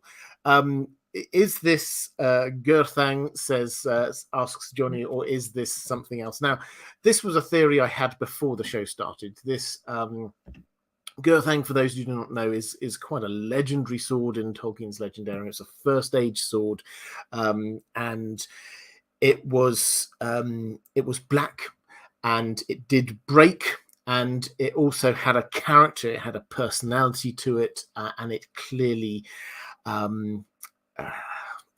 it didn't kind of drink blood, but it was thirsty for violence, let's put it that way. And my theory was that perhaps they were going to be bringing this back, whether they called it that or not. But this does seem to be a different thing. This does seem to be, so first of all, we're told it's not a sword. This is power. So this is not, its primary purpose is not just being a sword. And also it clearly is linked in somehow with the whole Sauron plot here down in Mordor. It's got his symbol, it's there. We get the Waldregweek coming in basically saying this is going to be plot important, Theo, keep an eye on it because we'll be needing this in a bit. So no, we haven't had confirmation on what this is, but Harry, what's your take so far? What does that actually mean if it's not a sword, this is a power? What sort of power could this be? I think we're already starting to see it, because I like to call him Theo's annoying friend number one, the one with the wheelbarrow, and Arondir. Those two are the only other ones who have touched the sword away from Waldreg and Theo. And if you've noticed, I think some people caught it on Twitter as well, the chest area is starting to get quite dark, especially for annoying for number one. Then also we start seeing some promo clip pictures. We see Aronde's getting a bit there. So do you think it's a power that's almost maybe even corrupting them? And I do feel like, because the one thing I noticed, the barn they got it from, right behind it is Orodruin, Mount Doom. So it does seem like everything is so convenient, isn't it? The mark.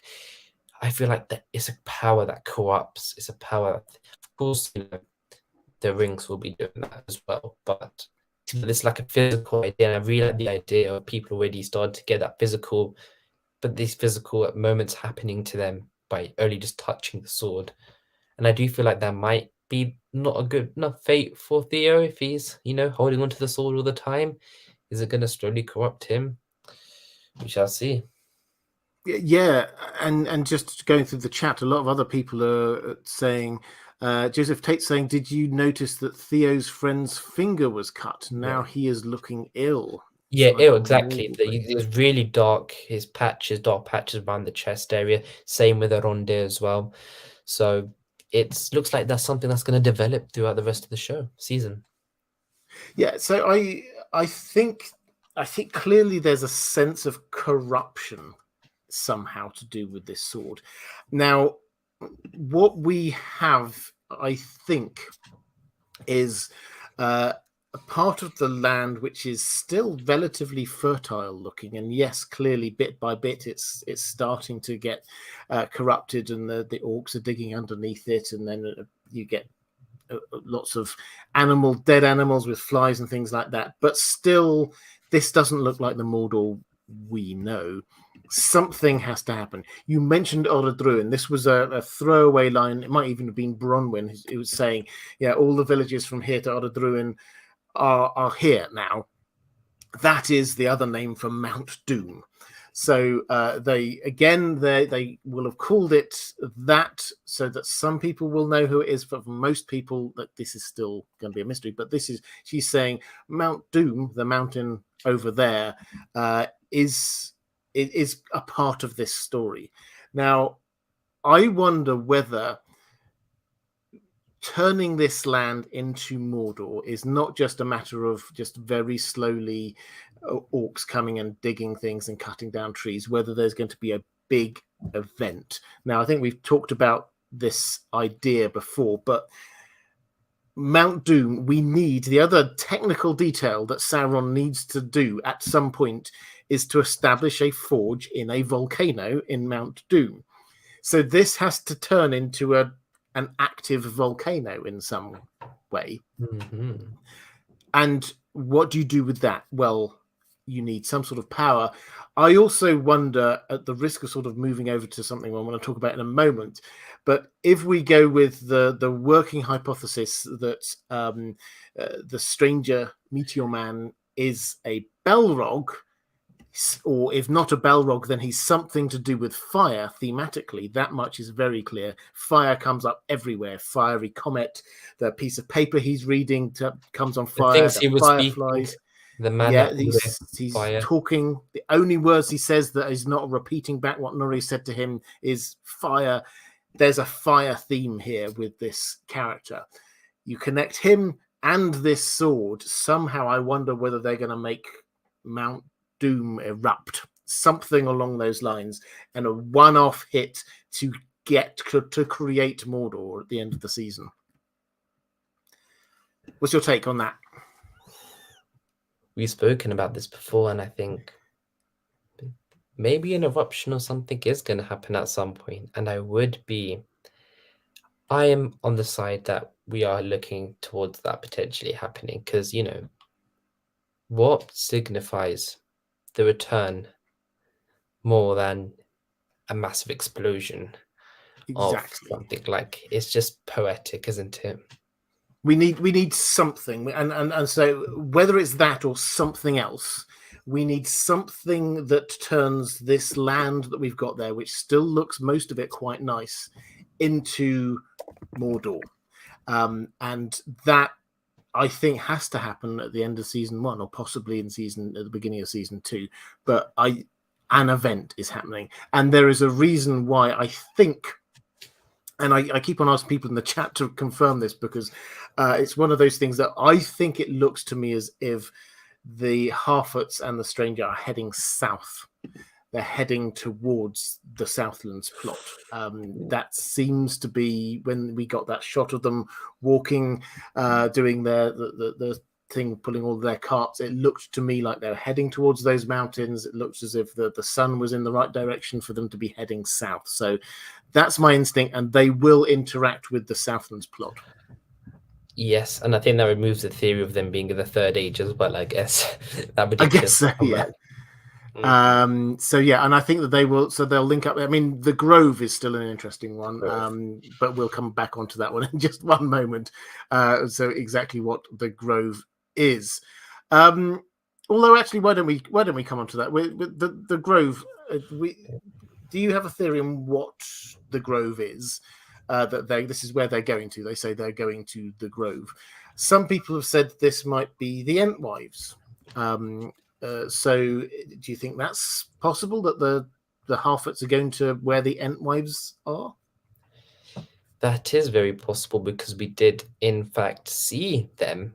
So I don't think that is too far out of the boundary. But as to what else the Grove could mean, perhaps if that's maybe a Harfoot word for Ordruin, who knows? And if that leans into our theory, anything's possible. But it seems like an important location. But I think the question is, do they even make it there?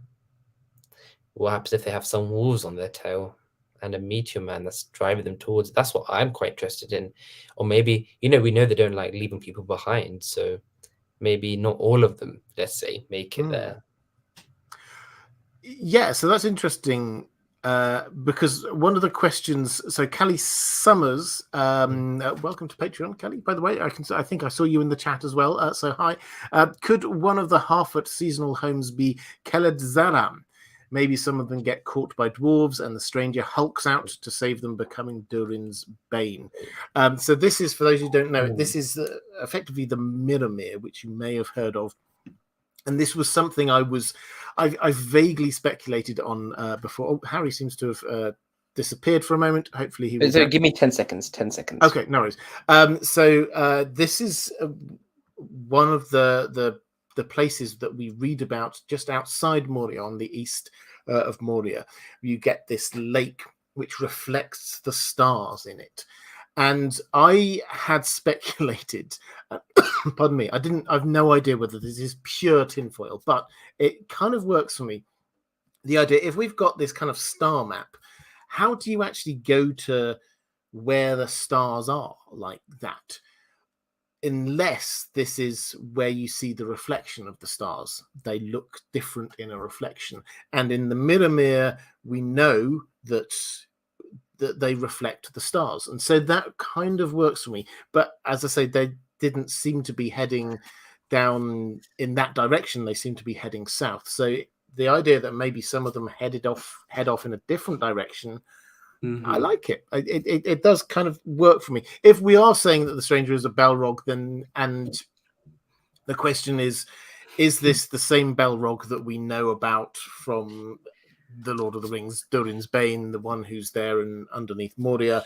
That, I think, is a really big question. I think that a lot of Tolkien purists would very much like this not to be Durin's Bane. I think I'm definitely among that number. I want him to be Durin's Bane, to be following what Tolkien basically said, not appearing before the Third Age.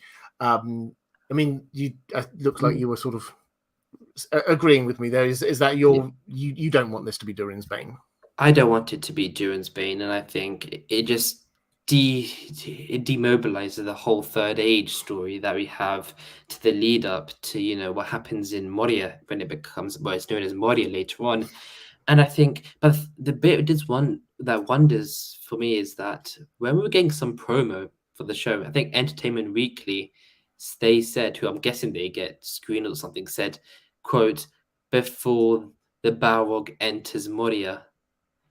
Or because of Doom, like, entering. Why would he be entering? So that's my only, but I do not think we will have it as Durin's Bane. I think they've done it enough with having 2 Durins alive, at the same time, and now adding, Durin's Bane in the Second Age. It's like, I think, but they're just trying to tick off everything that annoy people over, the dwarves' involvement and their lore involvement. So I don't think so. But I just had another thought back to the Grove and as to what that could be. Could that maybe be linked to where Meteor Man wants to go? Maybe something big happens there, then the star alignments. That could be another possibility as to what, could be the final destination. Maybe it's interlinked. But yeah, I do hope that it is not Durin's Bane. Yeah, so I mean, my take is that he read that page that we had from Sadok's big book of lore and knowledge, and then it burned up. But he, I think, will have learned from that where he wants to be, and I think that is the same place that the Harfoots seem to be going, and so it's not just this innocent friend, I will help you kind of thing. He's actually wanting to come along for the ride. That's where he's heading.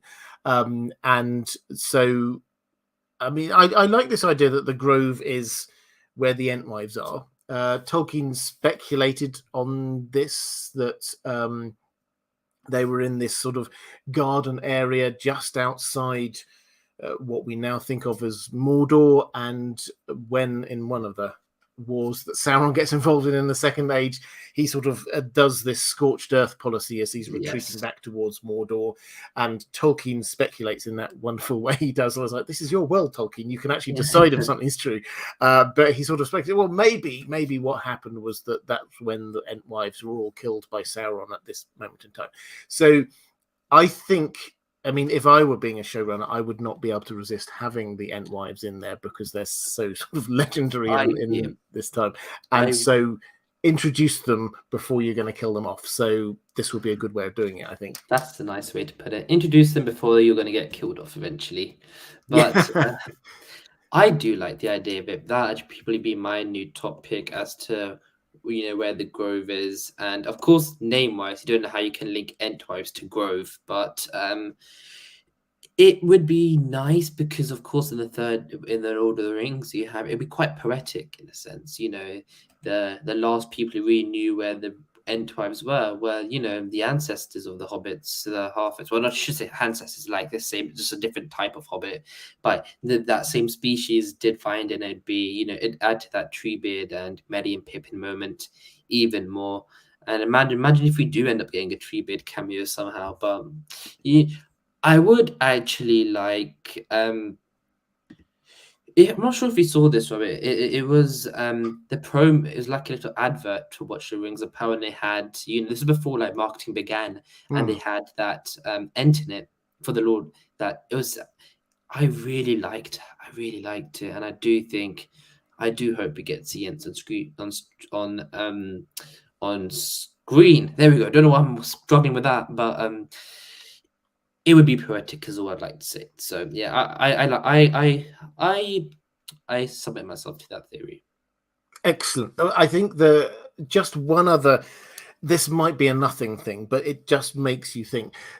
At the premiere, there was only one actor who was there who had been in the previous Peter Jackson films, which was John Rhys Davies. Now that at the time you just think, because he's Gimli, and you just think, oh well, he likes Lord of the Rings. He got himself an invite, and that's why he was there. But we forget that he also was the voice of Treebeard, and it does make me wonder whether the reason he was there was not because we know him from those other films, but because he's reprising his role as Treebeard. That would be pretty fantastic if they did, just as the voice of Treebeard in some way. That would be something, and I did not even think about that. Yeah, he was there. I think it was a shame. We all our people got to meet him, didn't they? They were like also all pictures after, so we were up there at the doing all those random pictures on the wall, and I was like, first of all, it would have been an honor to meet him, but second of all, I like that. That's you doing my job. You're sleuthing around. Look at you, Robert. I'm just speculating. I'm not sleuthing. You're you're putting two and two together. The detective, right? That was really good. How great would that be if we do? Because his voice is, it commands you. It commands the scene, and I do think even if we do get a tree bid reprisal, that wouldn't be. Or maybe we see actually Quickbeam was quite young for an Ent, wasn't he? But I guess he could have still been in the second age, so they do have something to work with. But the only thing I guess would be a problem is tree bid with them forget, where the Endwives look like, and if for a race such as them, would they have forgotten it from the mid second age to to late third age? I'm not sure, but I think that's just a minor discrepancy that I'm sure for television and movie making that won't be paid much attention to. Yeah, I'm completely up for this idea that we get to see. We've seen hints of Ents already, so I'm pretty sure we will get something more than that. Not that I don't think it was just fan service. We'll show you an Ent just for 3 seconds on screen. I think that they will have done something. Yeah, Team more. Ent. Team Ent. Callie Summers, just to say, I saw you in the chat, wondering whether I'm going to be responding to your first question, which was all about how Balrogs got their wings, and so you did give me the option of just shaking my head, so I'm just going to shake my head at that one. Yeah. Thank you, I very much appreciate it. The idea there that Balrogs get their wings by the use of a Red Bull and vodka. Which could work. I do appreciate it. I'm very much on Team Balrogs don't have wings. If they had wings, yeah. why did they have to ride on the back of dragons in Gondolin? Why just not fly? And why, you see in the fight with Glorfindel when they're making the escape, why not just, when you're falling down, fly back up? It's, if they've got wings, this is what I always come back to. They always forget to use them. For creatures with wings, they die by falling off of things a huge amount of the time. I think Eudius says Balrogs get their wings by killing a hobbit. Imagine that, killing a hobbit. And that's how Mitu Man gets his wings. That's quite dark, actually, thinking about it. Yes, Reflective Rambling saying they have wings, but they're not functional. This was the penguin, Balrog penguin wing, which I think you owe me a picture of actually, Reflective Rambling. The Balrogs with penguin wings is obviously how they are. Right, let's go. We got a little bit distracted onto Balrog wings there. Callie-san was also asking about saying Tolkien said that every species had groups that fought on either side of the big wars. And he also said that halflings descended from men. Could Nori's tribe either have supported Morgoth or descended from men who did? Interesting one. I would say no. And the reason, but in this canonical universe, and the reason I would say no is because Lenny Henry says I should say Lenny Henry, Sadok Burrows, but Lenny Henry's so good. Sir Lenny Henry's so good. He just is always him. But he says they've not been around for. He said we've been doing the same. This has been keeping us alive for over 1,000 years. So at least, and we know the time compression from what the Numenorians and the elves are saying, it's been centuries. So I don't think it's been over 1,000 years since the first age. So I do think in the late first age, Hobbits were around in this Amazonian universe. So I think that does lend into, but maybe early on, I don't see it personally, but it could easily be. It's a good theory. Yeah, I think it's a good theory. I mean, they are descended from humans, absolutely, and they seem to be based on the east side of the Misty Mountains, and most of the humans in the east and south were on Morgoth's side. So the idea that they are descended from humans that supported Morgoth, okay, I don't think that that's a problem for me. This would be many, many generations ago. This was 1,000 years. In World, on the TV show, it's 1,000 years after Morgoth. Yeah. So they could have survived and all through that time and be a completely different peoples by then. It's very noticeable down in the Southlands plot in that early bit when you had the elves going in there and just checking up on the humans. It was very much to the elves, this is, you know, still in their one lifetime, but humans, this was generation after generation after generation, and the elves are still looking at them as if they're about to go off and follow a dark lord, which, to be fair, they are. So I think the elves did have that one figured out. Let's move from the Harfoots. So let's start talking about the dwarves a bit.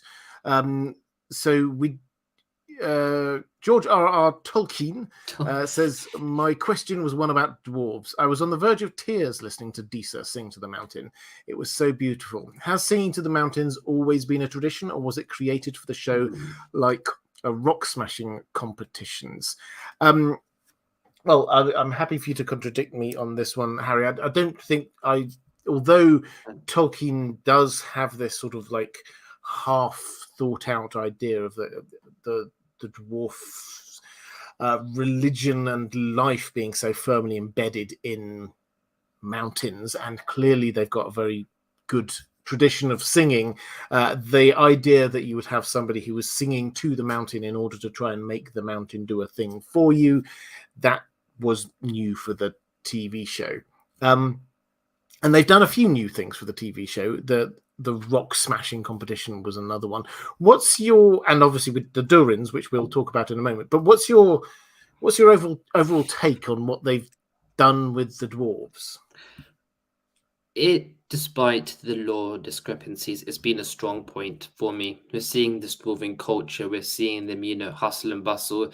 I think the thing I really like to really show that this is Khazad-dûm at its peak. Even in the mountain, you still see grass, you still see nature growing. It's like, I think the moment you see Elrond enter and all those shots is just, it was up there with some of the one of the best stuff in the show so far. And I think if you want to know a textbook Tolkien dwarf, just go look at Peter Milan's performance of Durin the Third. I think that's totally off the pages. I really think. I think and I think how they look again is great. I think the thing around, I think they even tackled it head on around, he talked about his forebears going forward through him onto the next. And I do think that part, it's something that you think, okay, I would have preferred maybe not. The whole reincarnation cycle is what adds the magic and adds that little extra to the dwarves. But it seems like it's something I'm bearing with that I didn't think I would be. So it's a surprise, is how I'd put it. Yeah, so I did also really like the singing thing. I thought it worked really well, and I think it did add on. This was something the showrunners have said in various places, that they wanted to add to a little bit of more sort of honor and distinction to the dwarves and recognize them as a group of people that's not just there as being the butt of people's height jokes.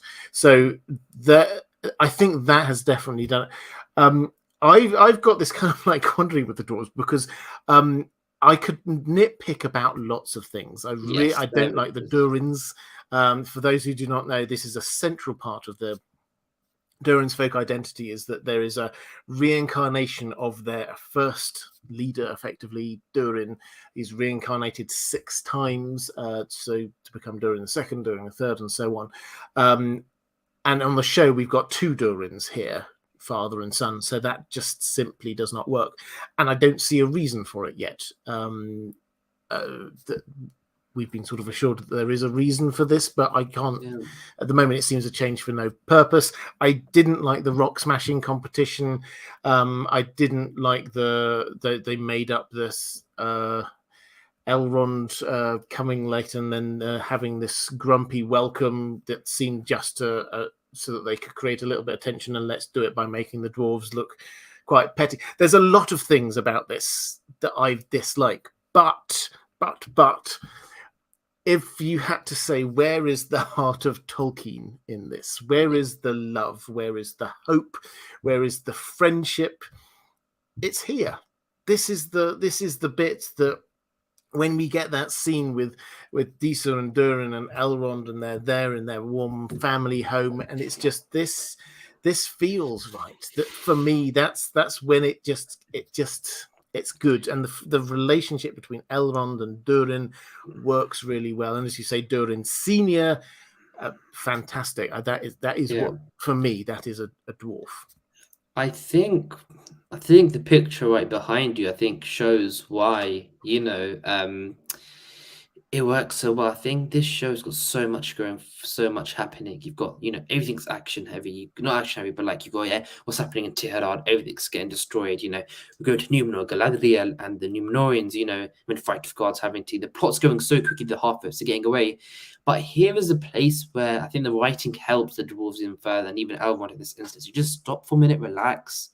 Mm-hmm. And it's just, it lets the story hold for a second, not slow it down, which I think the half-elves do sometimes. I think it lets the story rest for a second, and that's when we do get this heartfelt scenes. And I think more the motion in this show has come from the dwarves, and that is what I do really think that has been a strong point so far.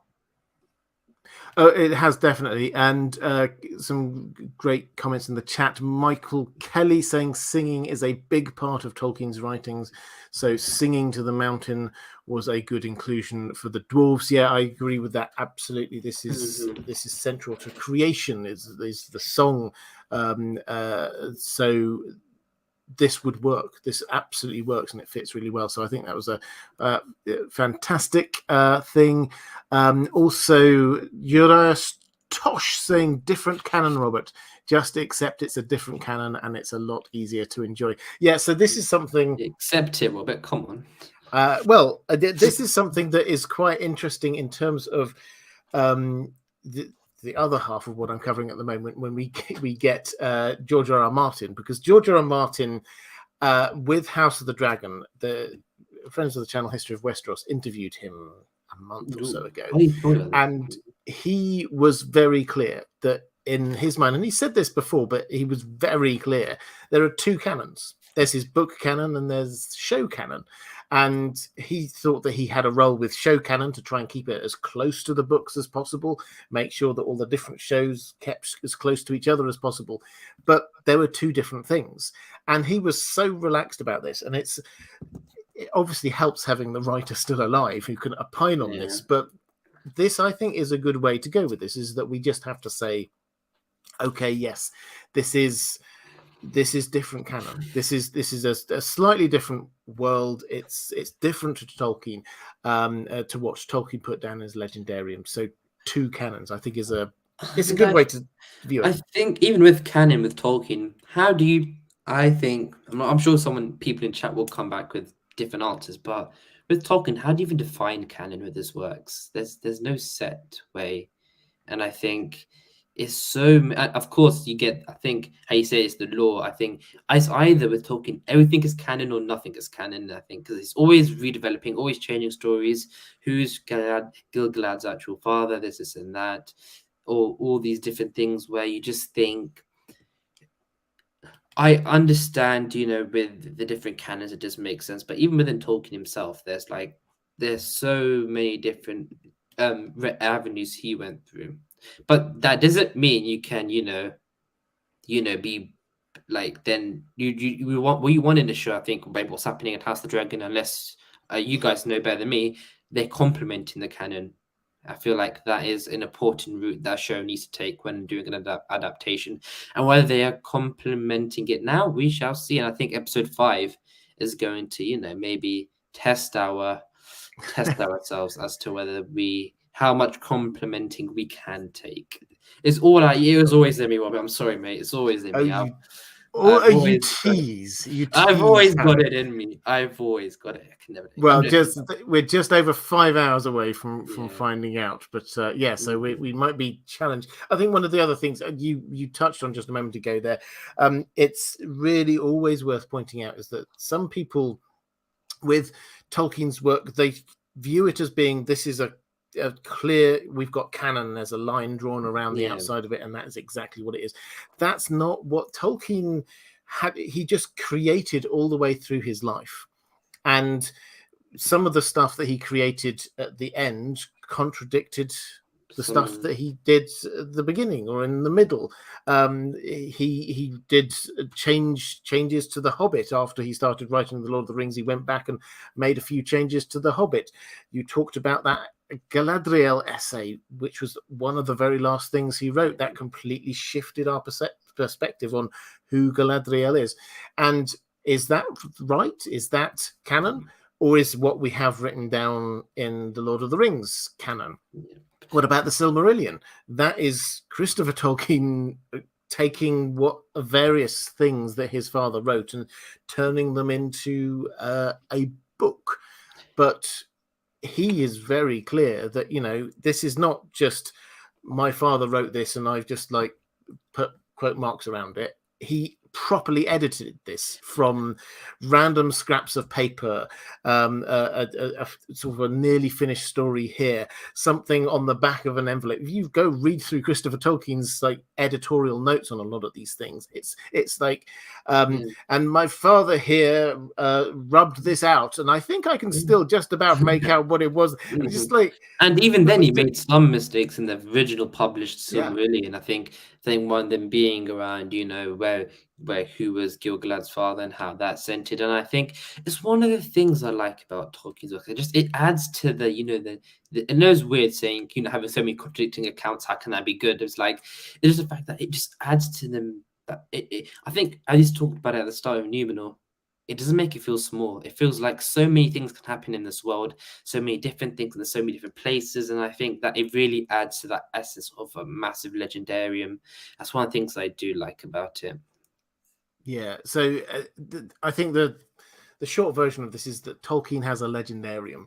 It's not, I think the words lore and canon, we use them as sort of like easy words to use because everyone understands that, but it's not that straightforward for even like what are orcs or what was Galadriel doing in the Second Age. Some pretty, how many Balrogs were there? Some of the pretty standard things we simply do not have a straightforward answer on them. So the keys is why everyone, I think, always comes back to the heart of Tolkien's writing. Does this feel like Tolkien? Does it have these themes that we love? Hope and friendship and the little guy being a bit the one the underdog, the underdog, this love of nature. These kinds of things go all the way through Tolkien's work, regardless of whether or not that's you know,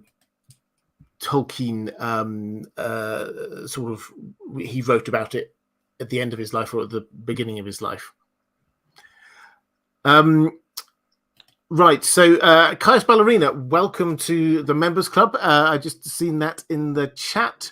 A lot of love for Disa and the singing. Just have a quick flick through the chat here.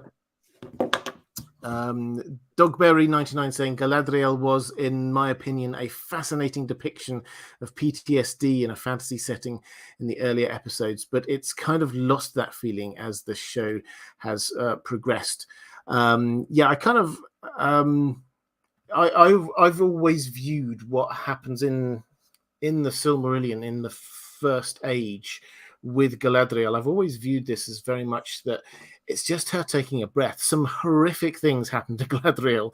Her family at war with itself. One side of her family killing the other side of her family, losing close friends and relatives.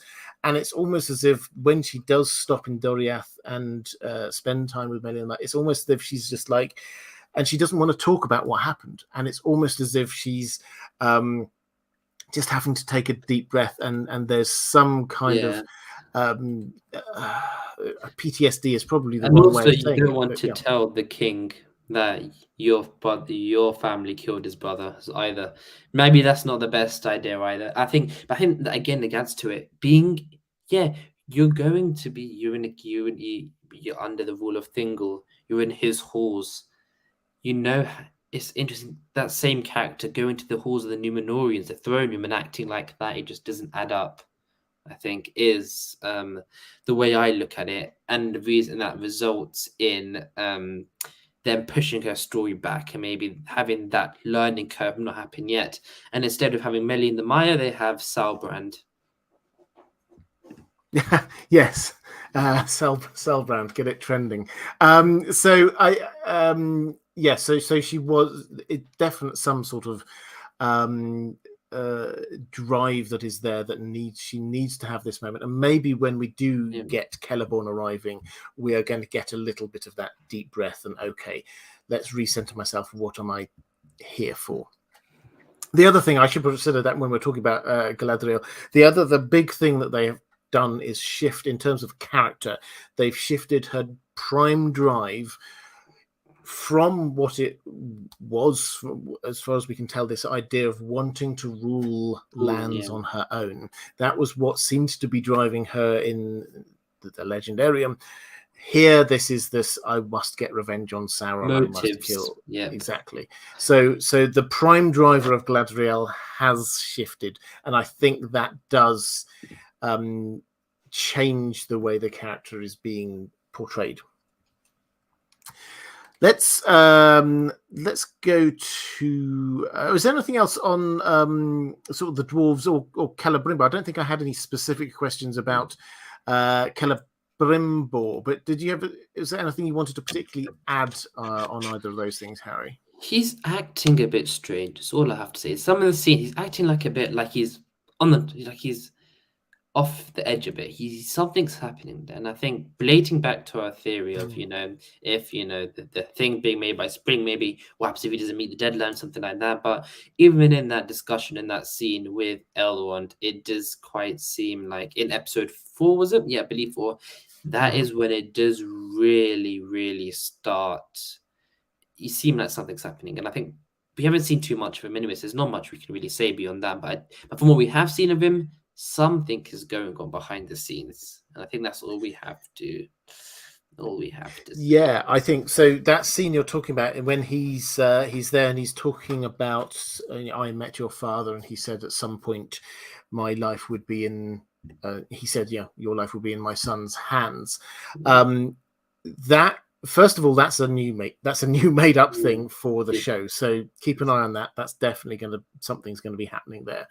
But he does seem, and he's a good actor. He's a proper theatre actor. So the change in characterization is deliberate on his part. And he does seem a lot more distracted in that scene. There's this kind of like, I just think I'm remembering something. Someone compared it. There's actually an exact line that Bilbo says. I've forgotten off the top of my head, but he repeats it basically, saying like, "Oh, that's strange." It's like he said that. I think the context Bilbo said it in was before he put the one ring on and Nina fled the party. So it seems like, I think we're onto something, Wilbur. I think we're onto something. Something is happening there.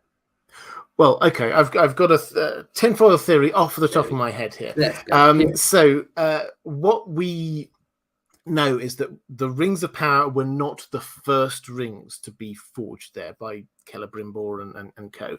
There were other ones before that. This is incidentally, if we go all the way to the Lord of the Rings, this is pretty much, as far as we can tell, what Gandalf thought the One Ring was initially. He thought this was one of the lesser rings. The prototypes, the trying out the magic and things like that. He thought it's still going to be potentially dangerous, but the thought never crossed his mind it might be the One Ring, because he thought this is what this is. It will be a ring which has some power in it. It makes you go invisible. It might have some other powers. He wasn't quite sure. So there were a variety of these other rings created then. I wonder, and here's a challenge for somebody in the chat, in that scene, is Celebrimbor wearing any rings? That would be really intriguing. If you want my tinfoil theory right away, is that maybe if we have this idea of, and Harry's on the case already, I see it. If we did have Anatar / Hellbrand / Sauron there before all of this, and he had been persuading him to make this massive forge, surely the logic flows that before that he would have shown some proof of how these rings could work by using a normal forge and creating a lesser ring of some kind. So perhaps what we've got is Celebrimbor, who's already wearing a lesser ring or has one in his possession. It seems like, what's it called, Gilgalad is wearing a lot of, I think in his hand poster there's so many different he's wearing like a multitude of rings, so it seems like they do seem to be there somewhere. And I'm looking now, Robert, let's see. He's got his gown is blocking it, for goodness sake. But I can't tell any, but there might be someone in his left hand, or we can see in that scene as his right hand. But there could be someone in his left hand. But it's a good theory nonetheless, and I do think we'll see. It's called the Rings of Power. This show, there has to be some hints to rings, and lesser rings. There's a perfect avenue, and even with the thing that's happening with Mithril, I think we know Galadriel's ring was made with Mithril. I think we are starting to see something, at least the story push towards that happening, which is quite an exciting thing. I think so. And Caius Ballerina saying, I am literally watching this show for information on the lesser rings. If they don't show up, I'm going to be so disappointed. Yeah, I'd not thought about it, really, I have to say, until this moment. But surely there will be lesser rings out there. And it makes sense for me that Anatar would have come in and said, this is what we can do just in a normal forge. Hey, imagine if we had this amazing forge. Imagine how much better these rings would be. So yeah, that's my new headcanon on this, that Celebrimbor has a lesser ring, at least one out there, and that is therefore affecting him. As you say, he is acting strangely. Thanks. That was a really interesting little thing to pick up on. I've got a couple more questions from my patrons on sort of wider issues, but now I will try and pick up as many other things in the chat as we're going along. We did talk about the big reveal at the end of the season. Mara Lee asking if Sauron's identity. Hi there, Mara, saying if Sauron's identity will be the big reveal at the end of the season. Do you think there's any way that they're going to keep this mystery of who or where Sauron is going into season 2? When it makes sense that they do, I think they have to keep. I just don't. Again, we say earlier, if the story for season 2 is the forging of the rings, he's gonna have to be in his Anatar form. So unless he shapeshifts into a completely different character, this is the last time we see Charlie Vickers in the show, then fair enough. But I do think this whole season is built around who's Sauron, and I think the payoff has to be. I don't think they'll make us wait another season for that payoff. I do think it would be at the end of the season. It makes sense too. What else would you? Of course, with our Mount Doom theory as well, that we also have linked to that. Maybe the reveal could happen, but it does make sense, and I do expect that we, the audience, will know. The characters, maybe not so. Unless, I think you spoke about maybe some of the Elrond, the Celebrimbors, the Gilgalads. They haven't seen Hellbrand yet, only Mrs. Galadriel. So if they do it so where she's occupied somewhere else in the world for a bit, then it could work that way, I suppose. I didn't think of that, but I just don't think they will do that, because there's always that plot hole there. Yeah, so I agree with you completely. This would work really well if we know, but some of the characters don't. So yeah, the idea of having this scene when they've introduced the idea of Anatar, who's been here, and everybody will be, the internet will explode at that point. Anatar, and all the people will say, we know who Anatar is. Anatar is Sauron. And so they could do episode 7, they could introduce this idea of Anatar is about to turn up. And then in episode 8, in comes Hellbrand, and it turns out he's been going by the name of Anatar. And we, the audience, know that therefore proves that Hellbrand is Sauron. But the people there will not know that. They will not know that in the slightest. They don't know that Anatar is Sauron. Nobody knew that Anatar was Sauron. And they can keep this going in character. They will not know, but we will know. Let's got a final question from one of my patrons, Johnny Cariani, saying, I wanted to ask, have you been enjoying the music so far? Personally, I think Bear McCreary has done an astounding job keeping the score reminiscent of Howard Shore's classic sound that is unanimously loved, as well as creating his own unique tone. The leitmotif has worked so well with different characters like Nori and the Stranger, both having themes mix at the end of episode 3. Loving it so far. Yes, I think is the short answer for me. I think the music is amazing, and what I will say, actually, as a sort of a semi-announcement, I have got an agreement. Bear McCreary is going to come on this channel. I'm going to do a pre-recorded interview with him. I'm getting it sorted out, hopefully in the next week or so. So it'll, by the time I've edited it, it'll be probably a couple of weeks away. But I'd love to ask a few questions from people about out there. If you're watching this video, leave a comment down below. What do you think I should ask him? I've got a whole load of questions. I won't be able to ask everything that everybody wants. I'll definitely be asking my patrons what they would like. But what would you like to know from Bear McCreary? But I know, right? I'm very excited about this. But Harry, what's your take? I mean, I think you love the music as much as anyone else, I assume.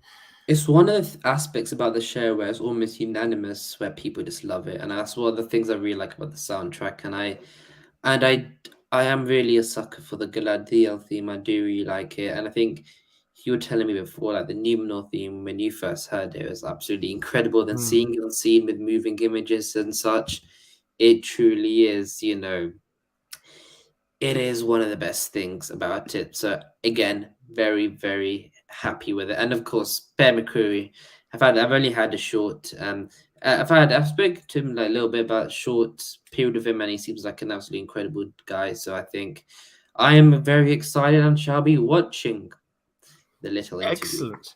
Well, one of the things, just to sort of tease it a little bit, one of the things that I'm definitely wanting to ask him about is he's hinted at there being Easter eggs, musical Easter eggs in there, that perhaps the really clever musical people will be starting to pick up on, the kind of things that lay people, I love listening to music, but I mean, by no stretch of the imagination, a sort of a understanding of musical theory or anything like that. But even I can see different characters have got different themes, and then he's starting to weave these themes together when different characters are in the same place. And somebody on Twitter ages ago said, I've just noticed that Sauron's theme, because he's published a thing called Sauron's theme, has got 9 notes and then 1. And is this perhaps some sort of a musical nod to the 9 rings of power and the 1 ring? And Bear replied to that with I can't possibly confirm or deny this yet, but there are a lot of these kind of musical Easter eggs, I don't know if they use the term itself, which I'll be able to tell you about after the show. So this is something I really want to sort of dig into. A lot of people have been sort of speculating about the music. Yes, it's amazing, but one thing I know is that Rare, for this kind of thing, he actually had, and this is, I think, as much as anything else, partly due to the fact of COVID and everything like that, he had best part of a year just to write this. Normally it's just composers scribble through stuff and get it done nice and quick, but he could build it from the bottom up in a way that I think very few composers ever really do. He could say, okay, what's my theme like for this, for Numenor? What's my theme like for Khazad-dûm? What's my theme like for here?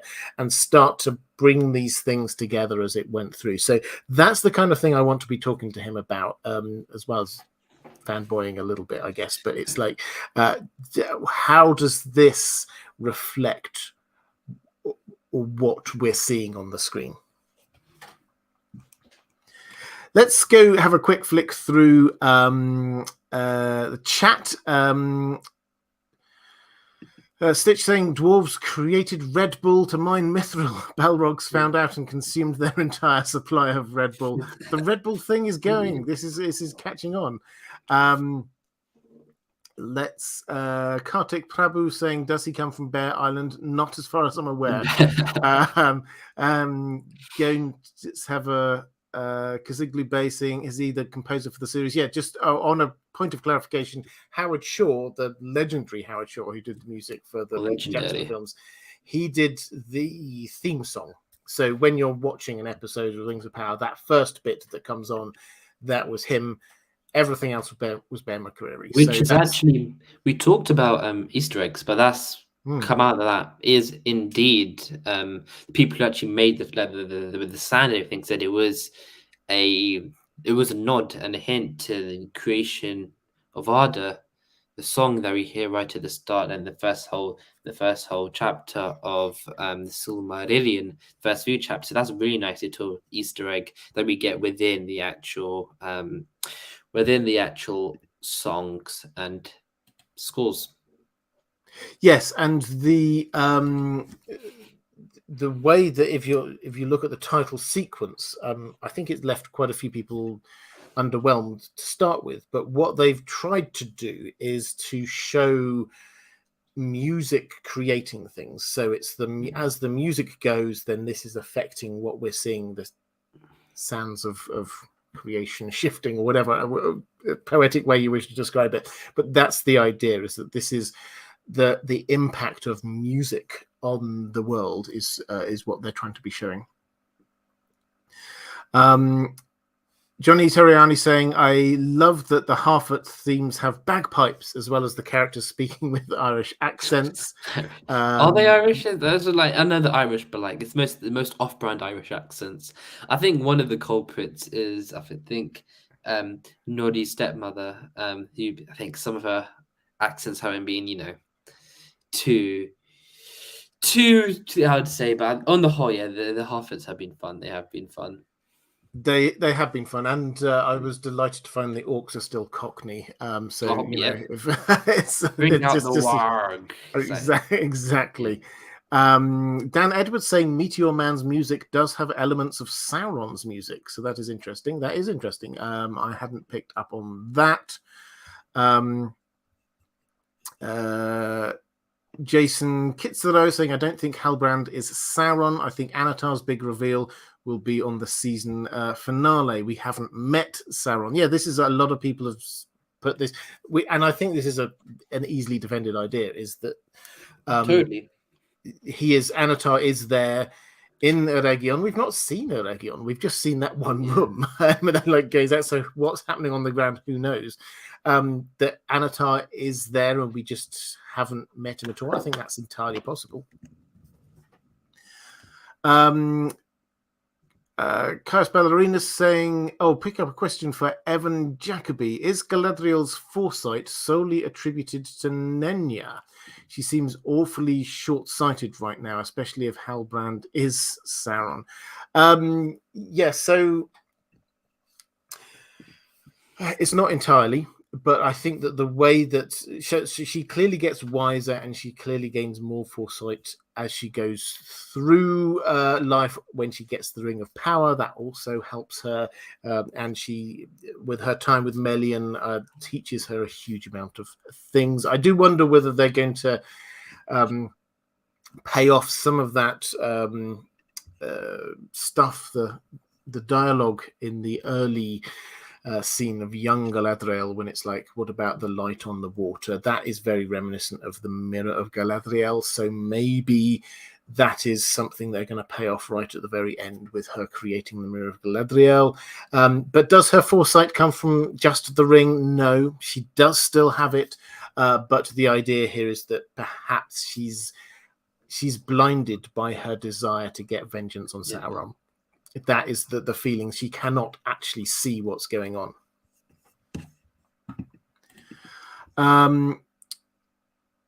Have a quick flick through.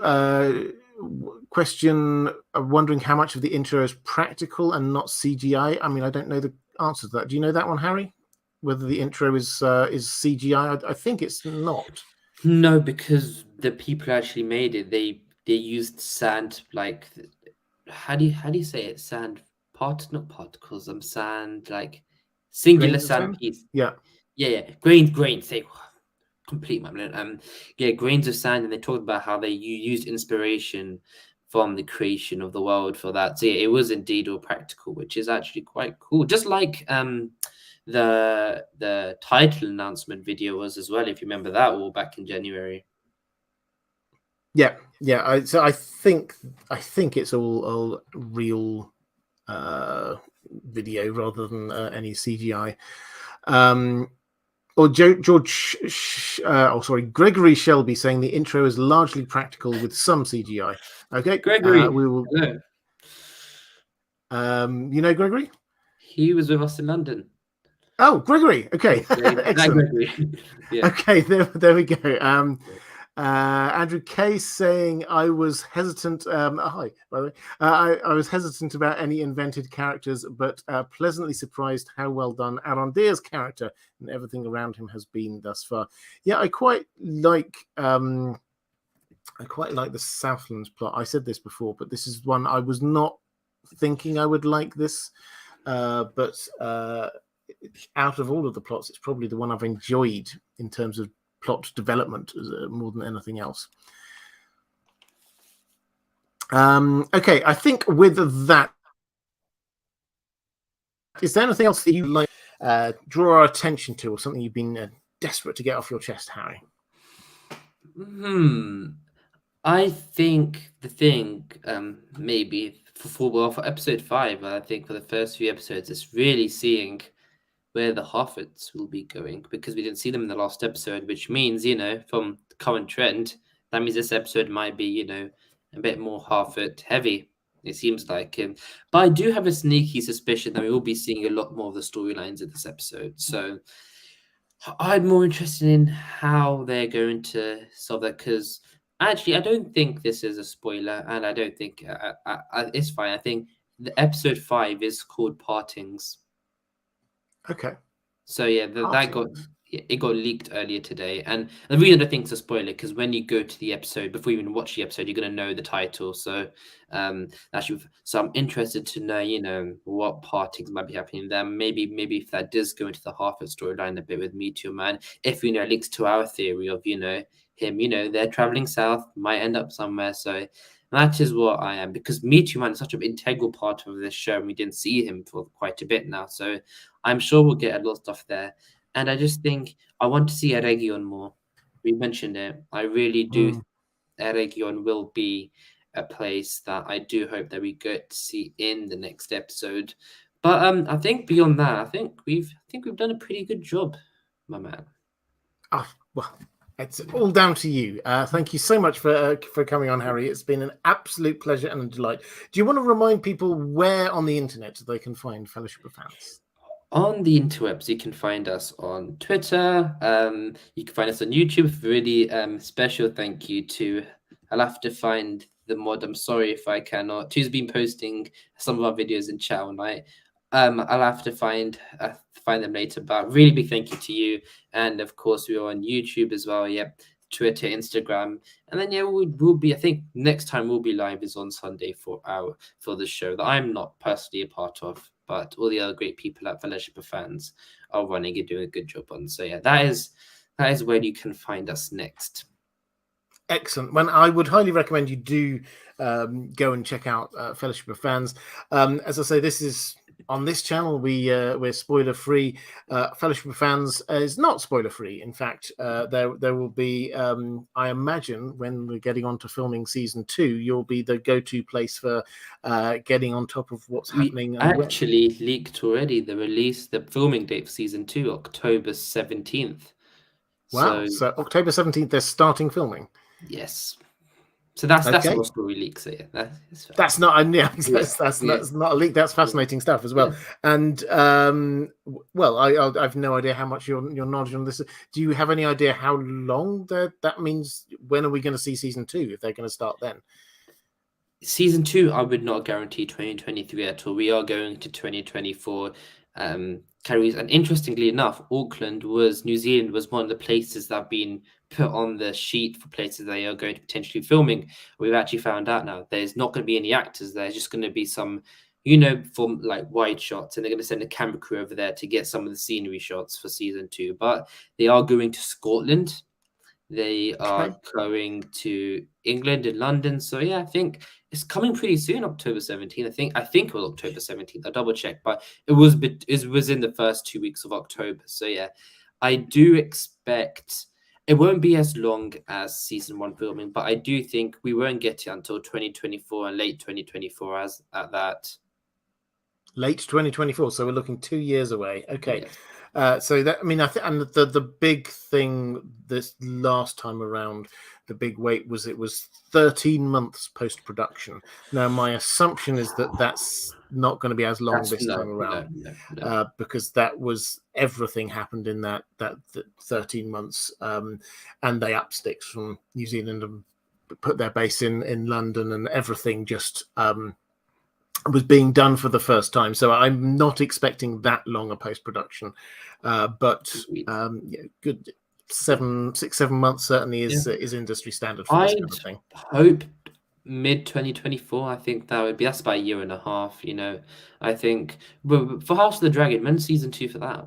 I'd be interested to know. Well, we've had confirmed it's happening, but we haven't had any time. They're going to start filming at some point, possibly as early as November or maybe into the new year. So we haven't got a fixed date on that one yet. But I'm expecting that probably summer 24. So it'll be interesting to see whether they're happening at the same time again. And just for your work schedule, I do hope it is not.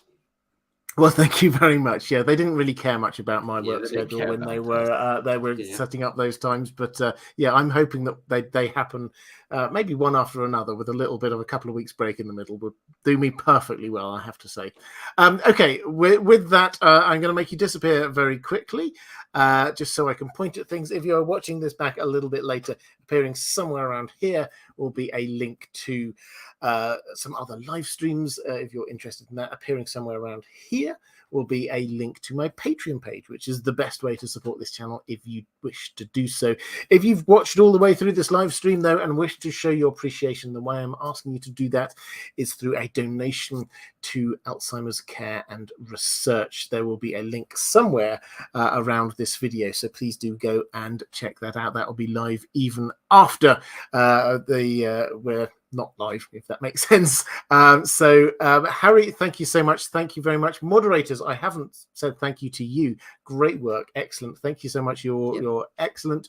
Really good questions. I'm looking forward to this episode, and I will be back with my Sunday pre-show live stream for House of the Dragon. Take care, everyone. I'll see you again soon.